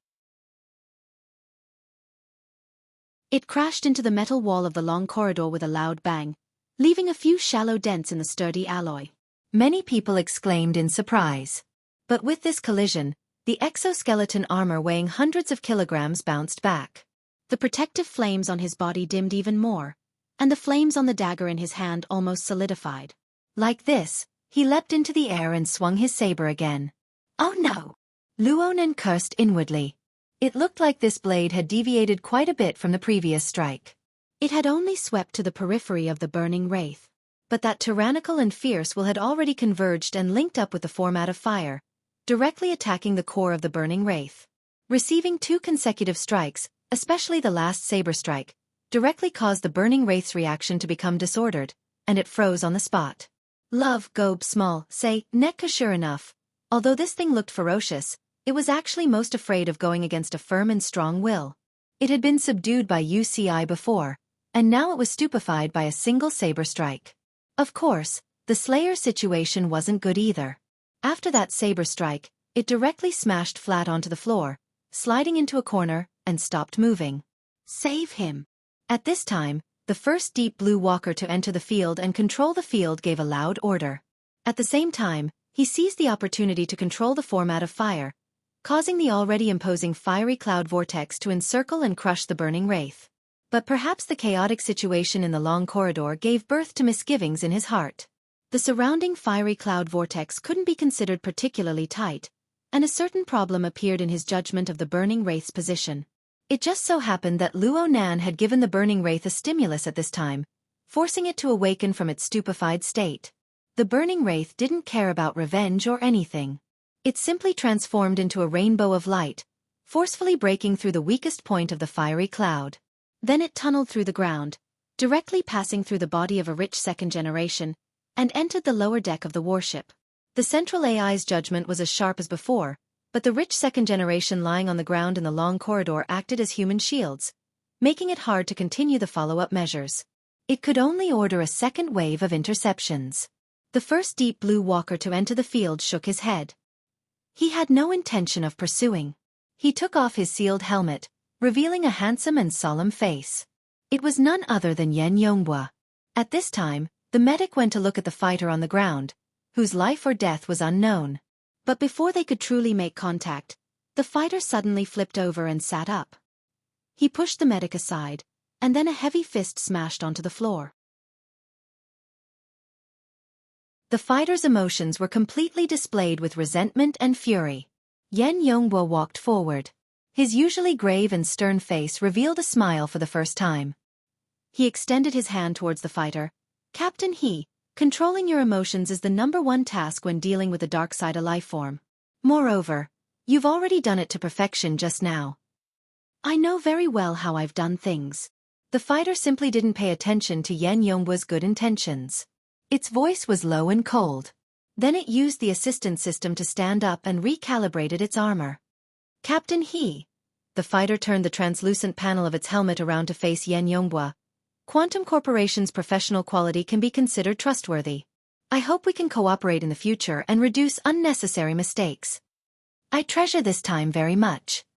Yan Yongbo faintly smiled. That's only natural. The fighter turned around and left. Yan Yongbo followed behind. He carefully savored the low and hoarse voice and the special flavor that belonged exclusively to a woman. He also pondered over whether or not there was any other meaning to her words. Several seconds later, he hung his head down and used the company's public channel to give his subordinates a reminder. The target's strength is strong. Everyone, when cooperating with the military, the first task is stability. Blackie, especially you. Don't be impatient and rush forward. First, be a good support. Blackie naively replied. I know. I'm watching. According to wartime regulations, all non-military communication channels were either blocked or monitored. They weren't allowed to speak carelessly either. Yan Yongbo's words and actions quickly drew a warning from command. But since there wasn't any sensitive information within, and it coincided with the military's position on Quantum Corporation, the criticism was just routine business. Only Yan Yongbo and Blackie, the two people involved, understood the true meaning within. Delay the operation for now. Observe and wait for changes. Yan Yongbo hung his head down. His mind spun. Today was truly a lucky day. I actually got the chance to get to know and interact with Captain He. Compared to this koi that could ascend the Dragon's Gate at any moment, the malnourished little cub of the Luo family could be put aside for now. There were many ways to probe a child's background. But today's good opportunity wouldn't come again if it was lost. No matter what, he had to leave a good impression in the eyes of Captain He. Yep, putting in a bit more effort wasn't a big deal.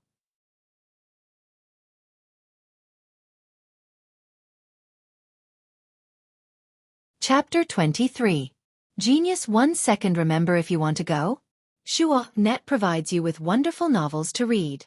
Yan Yongbo had indeed fulfilled his promise.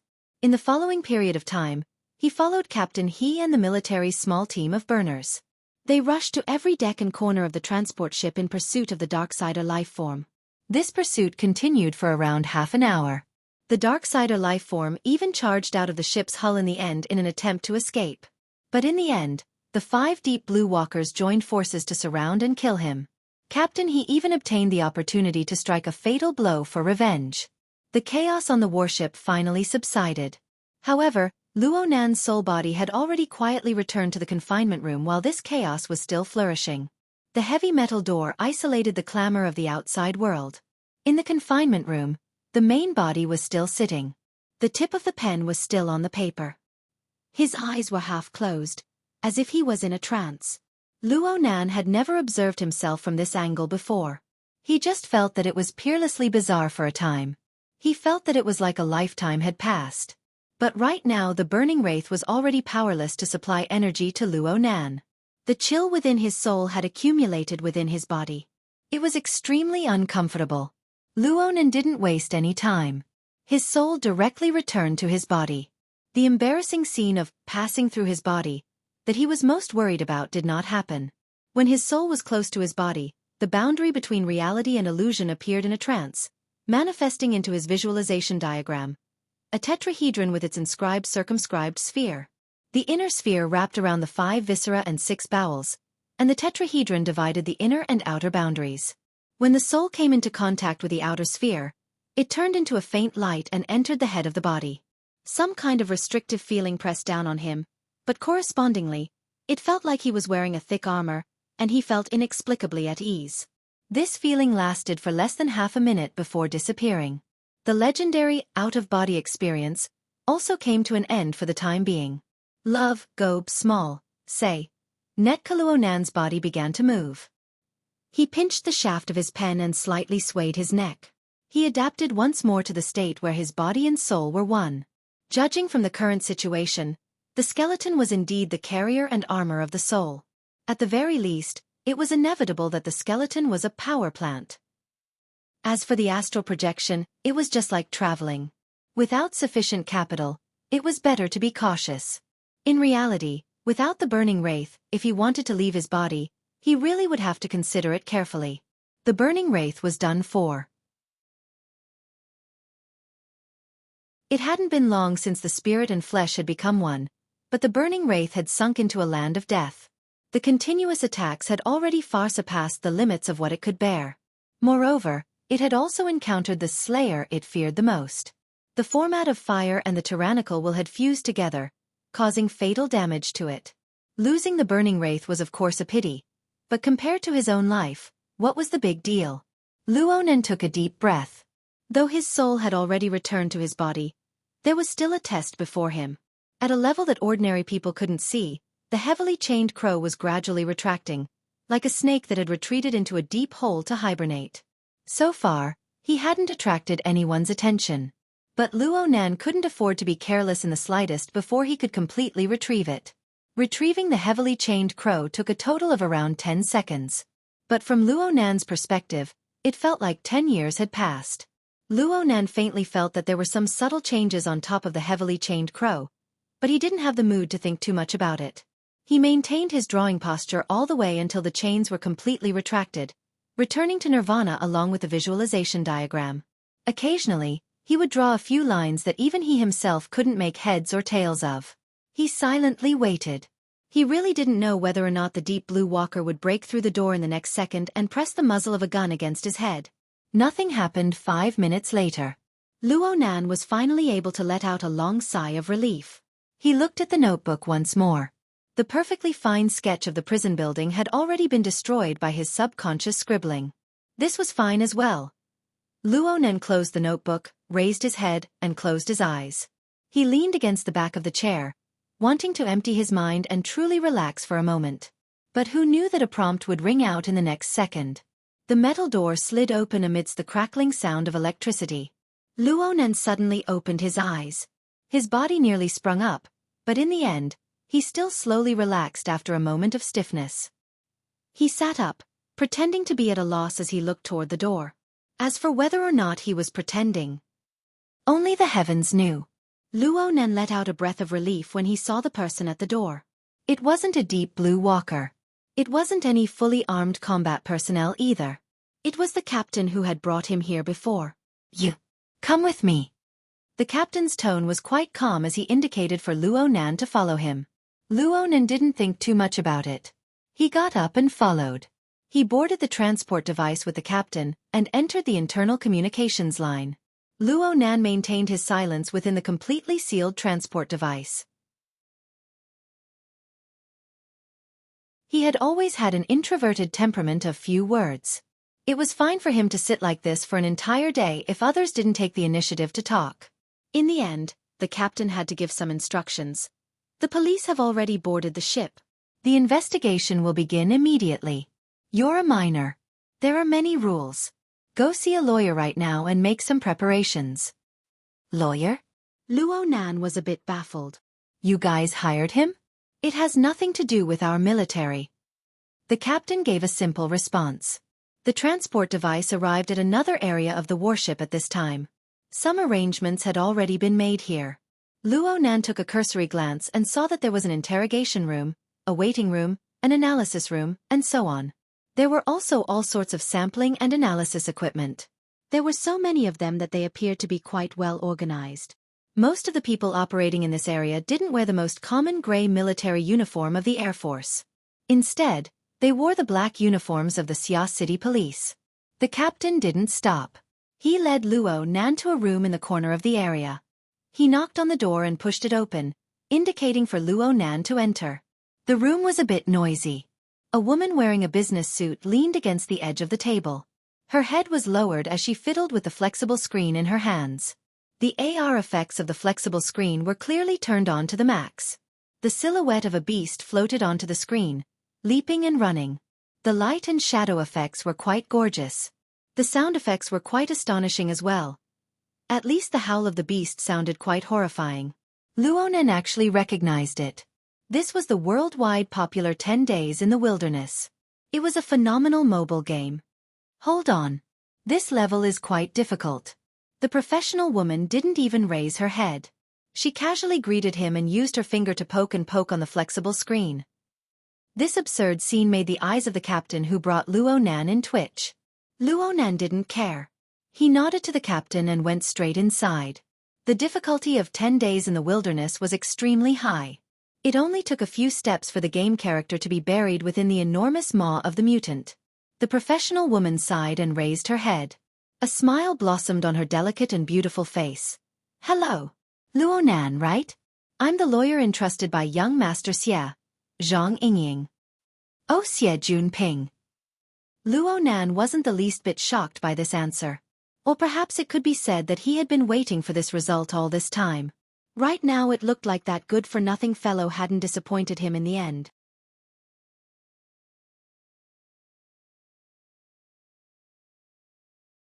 Chapter 24. Genius 1 second. Remember if you want to go? Net provides you with wonderful novels to read.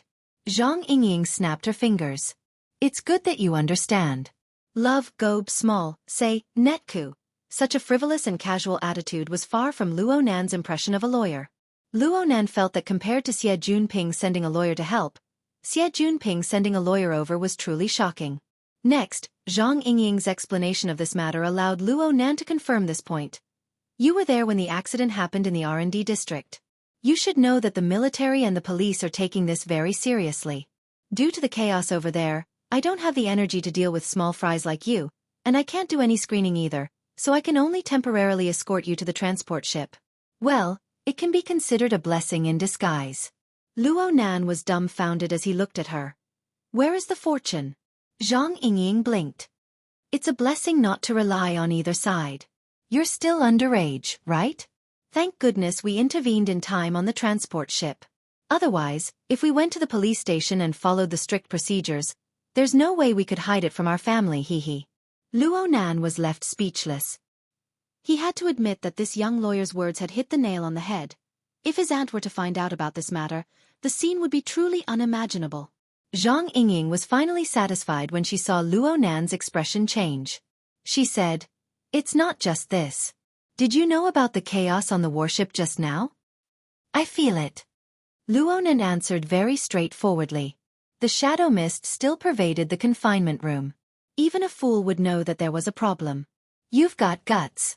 I've seen the surveillance footage they sent. There's smoke everywhere, and you're alone. Yet, you're still so calm. You're still writing and drawing. It's rare, young man. I like young people like you the most. Zhang Yingying reached out her hand and smacked Luonan's shoulder with force, causing his somewhat stiff muscles to scatter. Zhang Yingying ignored Luonan's subtle emotions and continued to speak. I arrived on the ship 2 hours ago. I wasn't able to meet with you for a while because the government and the military are nervous. They're afraid that there's a problematic person hidden among you. They don't allow the outside world to come into contact with you. But as soon as this mess broke out, they knew that it was stupid to isolate the inside from the outside, so they began to change their strategy. It was indeed rather difficult to seal the Darksider life form. Luonan's thoughts flowed. He was a bit absent-minded. Zhang Yingying put on an act and coughed. So you need to pay attention. Isolating the inside from the outside. You look like you're being heavily guarded, but in reality, you're just trying to be lazy. In essence, you don't care about small fish and shrimps like you. Now that you're letting go, it doesn't mean that you're giving up. Instead, it means that you have the mentality of sifting through the ranks. They're going to be much more serious than they were in the beginning. Luonan nodded silently. At this moment, there was a knock on the door. The captain from before had returned. Lawyer Zhang, please get ready. It's finally my turn. Zhang Yingying stood up straight. She wore high heels. She was half a head taller than Luonan, who had yet to finish puberty. She had a threatening aura at first glance. It was a pity that her immature cheeks and energetic smile were incompatible with her serious professional attire. She looked at Luo Nan's taut face and blinked. "Are you nervous? Do you usually watch movies?" Luo Nan almost couldn't keep up with her train of thought. He only answered a second later, "Occasionally." "In the movies, what do the villains say when they face the police?" "Please talk to my lawyer?" Bingo! Zhang Yingying slapped Luo Nan's shoulder with force once more. She took the lead and walked out. Luo Nan stared at the slender figure of the female lawyer. One conclusion was already clear. No matter what her true goal was, this lawyer Zhang was not someone that Xie Junping could control. "What are you standing there for? Let's go. Let's get this over with." Zhang Yingying urged Luo Nan from the front. Luo Nan laughed and followed her out. The stream of people in the temporarily opened interrogation area seemed to have increased a bit during the time they were talking. Xie Junping had hired a lawyer for Luo Nan. Naturally, the rich kids, as well as the other prisoners, wouldn't fight alone. According to Zhang Yingying, the private lawyers of the rich kids had already consciously formed a temporary team to negotiate with the police. Strictly speaking, Zhang Yingying was also a member of this temporary team. It was just that she had never taken it seriously before. The military personnel automatically withdrew upon entering the interrogation area. The police took over and conducted all sorts of sample tests. Luo Nan didn't say a word from beginning to end. He did whatever he was told to do. He was extremely cooperative. The calculations of the government and the military were roughly the same as Zhang Yingying's judgment. Therefore, the police's attitude was extremely serious as the executors. Therefore, Zhang Yingying's grand words of, "getting this over with," were just words. All sorts of inspections, all sorts of interrogations, all sorts of procedures had to be completed. This even included dealing with the firepower of the other lawyers. Li Xueqing was still lying in the medical department of the warship, undergoing treatment. His family certainly wouldn't let this matter rest. Of course, they couldn't eliminate the possibility of using this to divert attention. This wasn't Luo Nan's area of expertise. Fortunately, he had Zhang Yingying by his side. Though the bold words of "a quick and decisive battle" were ruined, the young female lawyer displayed a powerful strength that was able to discern man's talent without any hindrances. Of course, Luo Nan didn't understand the negotiations behind the scenes, causing all the firepower to be like thunder but little raindrops. They were silently annihilated. From Luo Nan's perspective, the entire interrogation process was nothing more than repeating the events from when he left his home in the morning to when he was arrested 7 or 8 times. Then, he cleared the stage. Oh my, what a waste of time. Zhang Yingying walked out of the interrogation room with large strides. She ignored the expressions of the surrounding police officers and let out a long sigh. She casually lifted the sapphire blue scarf around her neck a bit, revealing half of her snow-white chest. Right now, a full 10 hours had passed since their entrance. The marathon schedule really was exhausting. Fortunately, Luo Nan had ordered 2 large nutritious meals in between to replenish his energy. He could be considered to have made it through the most difficult period. Zhang Yingying clapped her hands. Okay, the matter has been resolved perfectly. The police will only leave behind a file for future inquiries. The main focus is still on the matter with the R&D district. As for the so-called personal injury here, relax. There won't be any repercussions. The world of the rich. Luo Nan was like a normal nationalistic youth. He snorted coldly in his heart. Then I can leave now? Not yet.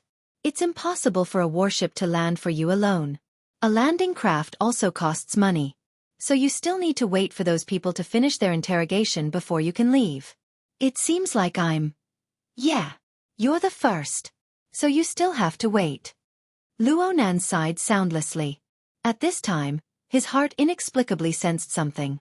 He turned his head and saw a transport vehicle dragging a few disassembled exoskeleton armors pass by not too far away. A swift and fierce man with a dark complexion and a buzz cut was on top of the vehicle. His gaze fell upon Luo Nan's face. He didn't conceal his coldness at all. It was the same even when Luo Nan met his gaze.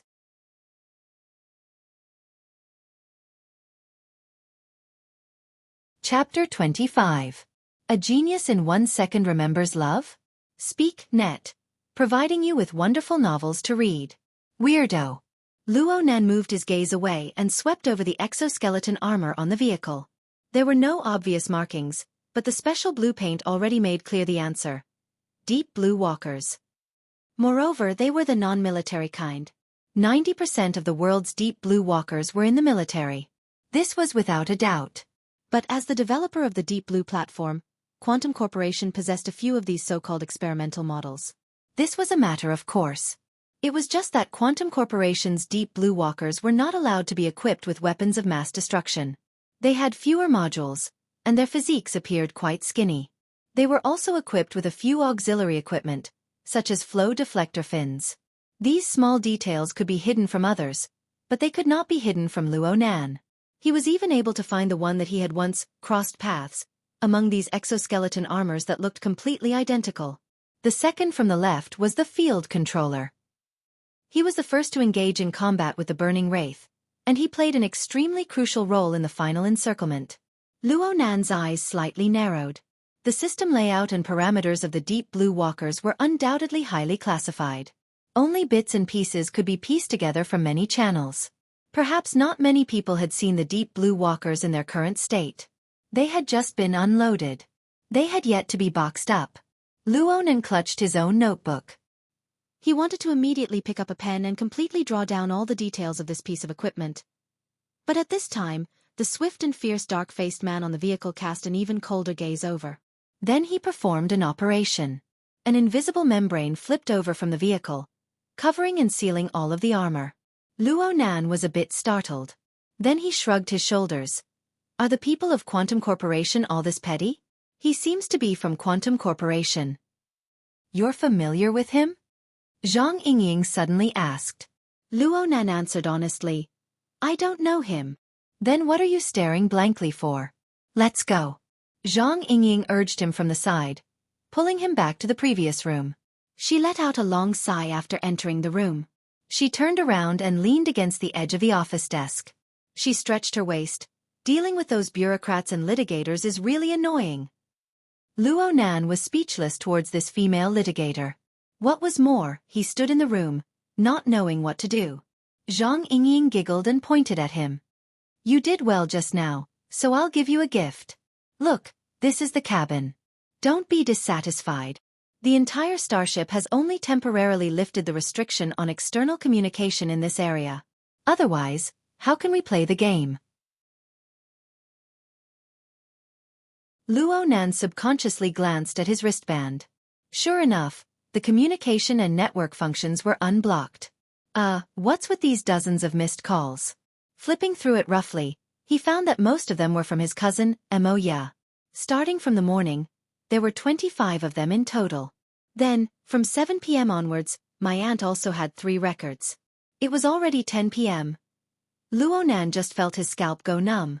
He was unable to think of anything else. He hurriedly made a call back. Naturally, he was looking for his usual accomplice, Miss Mo Ya. Sister? Nan. Mo Ya's voice was filled with uncertainty. Sister, what's the matter? What's the matter? What have you been doing all day? He didn't pick up my calls, I couldn't find him at school, and I couldn't find him at home. I was ready to call the police. Did you know that? Moya's high-pitched rock and roll voice was like a sandstorm, covering the sky and the sun. It was also like the explosion of a nuclear bomb, burning with rage. Why didn't you go to class? Why didn't he take the club exam? You tricked me yesterday, didn't you? Luo Nan, you've grown up. You're just outside by yourself, and you're already having fun? Luo Nan was instantly showered with a torrent of abuse. The intense penetrative sound broke through the sound reception effect of his wristband and reverberated throughout the entire room. Zhang Yingying whistled and looked up at the ceiling with an innocent expression of, I don't know anything. Luo Nan didn't care about the awkwardness. He walked away a bit and reported the current situation to his cousin. Today's matter, as long as the burning wraith and the other elements were excluded, it was completely his bad luck. There was nothing to hide. After Mo Ya vented her accumulated uneasiness and anger, she was still able to listen to his explanation. However, she didn't feel the slightest bit of sympathy for Luo Nan's misfortune. Sticking together with that trash Xie Junping serves you right for being unlucky. If you don't learn your lesson, you'll suffer in the future. The Mystic Arts Research Society is more or less like this. It's fine if you can't go. Huh. Luo Nan suddenly came to a realization. He had undoubtedly missed the Mystic Arts Research Society's entrance interview today. But how did his cousin know? Looking at the caller ID, Moya was quite restrained in the morning. She only called 2 times, but starting from 4:30 in the afternoon when the club activities began, she called once every 10 minutes on average. Clearly, she only reacted after knowing that he missed the exam. Moya clenched her teeth and sneered, "I know you're stupid. You thought of an acquaintance over there, so you asked them for help. The problem right now is that you directly missed the exam and stood them up. You're stepping on my face and rubbing it on the ground. Also, you didn't pick up my mother's phone call. It was me who risked my life to say that you needed to do an experiment for the club exam. You better make up this lie for me. Otherwise you're dead. No one can save you from the heavens or the earth." Luo Nan's heart warmed. He knew that his sister had certainly done quite a bit of work in private. Directly missing the exam this time would indeed make things very awkward. He blurted out, "Then I'll treat you to a meal tomorrow as an apology." Moya sneered, "You don't have to treat me. But let me tell you something. Stay away from that circle. That group of bastards have a lifetime of squandering wealth as a foundation. But you don't have anything. I don't want to use the family property I'll inherit in the future to help an idiot like you." The final conversation between the sister and brother had nothing to do with familial love, but Luo Nan had long since become accustomed to his cousin's way of speaking. He didn't mind it. He also learned that Moya was guarding his apartment in Blue Bay Community right now. Naturally, he thanked her profusely. Moya completely disdained this. She said in a loud voice, "I'm going to the show." Then she hung up the phone. Moya had formed a band with other people since her university days. She already had a bit of fame in the Xia City area and was currently on the rise. She was busiest every night, but today she was guarding the apartment for Luo Nan's sake, waiting for news. There was no need to say how much face she had given up. But Luo Nan couldn't help but grimace when he thought of the task his cousin had arranged for him. He pondered for a moment, but he still plucked up the courage to give his aunt a call. He didn't dare to mention today's matter. He just used Moya's lie to fabricate a reason that the interview needed to test his experimental abilities. As for the exam results, he could only say vaguely that the results would come out tomorrow. He had to deal with it first. It wasn't good for him to turn on a video call. He couldn't tell if his aunt believed him or not from the phone. He just felt that his aunt was quite easy to talk to tonight. She even let him rest early. He had inexplicably passed the test. Perhaps his aunt felt that there was some misunderstanding because he was hesitating about the exam results? That would be for the best.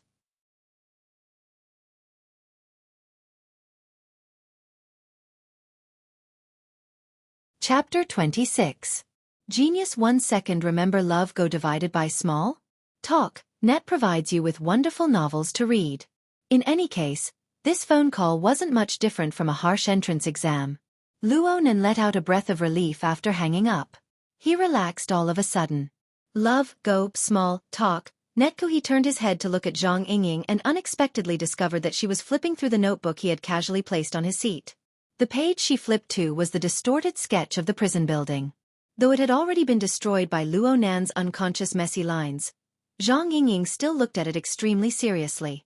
She even used her hand to trace the direction of the lines. Luo Nan frowned and coughed. Zhang Yingying raised her head. She wasn't embarrassed at all. Instead, she asked him with interest, "This is a fantasy diagram, right? Why did you draw it? Was it because you felt something while sitting in the confinement room? What does the distorted layout represent? And what do those tools of violence symbolize? The outer lines are also very interesting." Luo Nan originally wanted to refuse to answer, but when he saw Zhang Yingying's expression, he suddenly thought of the subtle attitude she had displayed from time to time ever since they met. A sensitive chord suddenly plucked at his heart. Luo Nan looked at Zhang Yingying once more with a completely different gaze. He swept his gaze up and down with a few more probing thoughts. "Hey, is this hard to say? I just felt that I should draw it this way. The feeling came, so I just drew it this way." Luo Nan was simply spouting nonsense, but Zhang Yingying was actually very satisfied with this sort of answer. "Feeling it. This is very good." Luo Nan grew more and more curious towards Zhang Yingying, but he didn't want his notebook to remain in her hands for too long. He reached out and took it back, minding his own business as he sat back in his seat. It looked like he didn't want to talk much, but Luo Nan was actually pondering over how to further prove his own judgment. And at this time, he heard Zhang Yingying call out, "Hey, want to play around?" Luo Nan raised his head and saw Zhang Yingying raise her flexible screen to indicate to him, 10 days of combat is the essence. It's much more enjoyable than playing solo. Luo Nan wasn't in the mood to play, so he casually declined. But Zhang Yingying was especially insistent. Right now she was just a lively and playful young girl. Her mental age seemed to be even younger than Luo Nan's. Come on, it's killing time. Looking at the police's progress, it might not be over in another 7 to 8 hours. We'll be lucky if we can go home at 5 in the morning. At that time, just send me directly to school. Don't worry, I won't throw you off the warship. The question now is, are we going to play? Zhang Yingying had an impatient appearance. Luo Nan still wanted to refuse, but he suddenly changed his mind when the words reached his mouth. Then let's play a few rounds. Let me say this in advance. I really don't know how to play. It's okay. I'm just killing time. Zhang Yingying was beaming with joy. She looked casual and innocent, which was very different from her previous pretentious attitude. She immediately placed her flexible screen in front of Luo Nan for fear that he would refuse. Come. Let's memorize it first. The 10 days battle is controlled through hand gestures. You should understand this, right? Yes, I know a little. Love, gob small, say, netku. Luo Nan saw the flashing layers of green light on the flexible screen. He hesitated for a moment, but he still placed his hands on the screen in turn. Soon, the notification sound of the scan being completed rang out. Zhang Yingying snapped her fingers. Done. Ha! I'm saying let the battle begin. Zhang Yingying spread out the flexible screen as she spoke. She placed it on the office table in the room and sat to the other side, facing Luo Nan across the table. She dimmed the lights in the room, making it quite formal. As the command was issued, light waves were projected on the screen. A layer of light blue arc-shaped light film with a radius of nearly 1 meter spread out from the dome. The shades of color changed, and a suitable color scheme successfully constructed the game background of red earth and blue sky, a vast and desolate scene. Just by looking at the augmented reality AR special effects, one could tell that Zhang Yingying's flexible screen was certainly one of the top brands in the market. It was actually able to turn a portable mobile game like 10 Days in the Wilderness into a medium-scale wargame. Luo Nan sat upright outside of the game area. He looked at the vast wilderness, condensed on a tabletop. Virtual characters wearing all sorts of exoskeleton armors shuttled back and forth. It would be a lie to say that his heart was like still water. He was only 16 years old. Playing games was human nature. How could he be completely immune to it? His heart was itching to give it a try when he saw the exquisite game screen. For a moment, he wanted to blend in and truly roam the wilderness. For a moment, he wanted to wantonly smear destruction on it. The subtleties of the human heart could not be more than this. Yes, he played games too little. Zhang Yingying quickly chose her character in front of him. She crossed her fingers and propped up her chin with the back of her hand. She beamed as she waited for Luo Nan to choose. Don't be anxious. Take your time. I'll let you win. Luo Nan didn't spend too much time. 10 Days in the Wilderness was a phenomenal mobile game that swept the entire world. The highest number of people online at the same time was 970 million. No one had been able to break it to this day. Right now, it had begun to leave the mobile game domain and was released on various immersive game platforms. When he was still living at his aunt's house, he had been dragged by his siblings to play against each other. He possessed basic common sense. He only thought about it for a moment before choosing a classic hero that was relatively easy to pick up. The Earth Army's ace in firepower, Haya. The data showed that this robust officer, active in the late 80s, was a walking arsenal with the support of the military's Fiery Eye platform. Though his movement speed was slow, his violent and accurate firepower was enough to eliminate the majority of enemies from a distance of 500 meters. After the character selection was complete, the game automatically configured the battlefield. But when Zhang Yingying saw the character selection, She immediately shouted, "What's the meaning of this?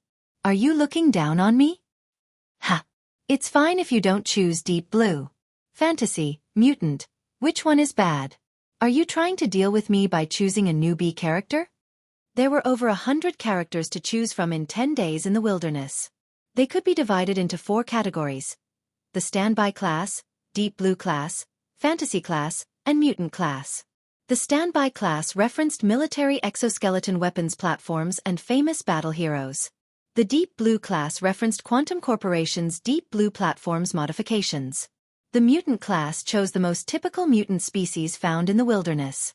The fantasy class was a fantasy weapon with a bold and unconstrained style. Though the game company did a great job of balancing things out, since they were referencing reality, they had to take care of reality. Out of the 4 categories, the standby class characters were undoubtedly the weaker ones. They completely relied on their character's charm and the newbie characteristics of being easy to pick up. In online cooperative mode, the popularity of the standby class uncles was quite decent. But in PvP mode, unless it was a newbie delivering food and an expert oppressing a chicken, generally speaking, no one would choose this category. Luo Nen shot a glance at Zhang Yingying. The corner of his mouth twitched when faced with her incomparably indignant attitude. "You're not choosing deep blue?" After a strange silence, Zhang Yingying clasped her hands together. She exaggeratedly elongated her voice and her eyes twinkled like stars. "Huh? You don't like the deep blue platform either. I hate the color blue the most. I get dizzy looking at it too much." Luo Nan shot a final glance at the female lawyer's sapphire blue scarf and lowered his head speechlessly.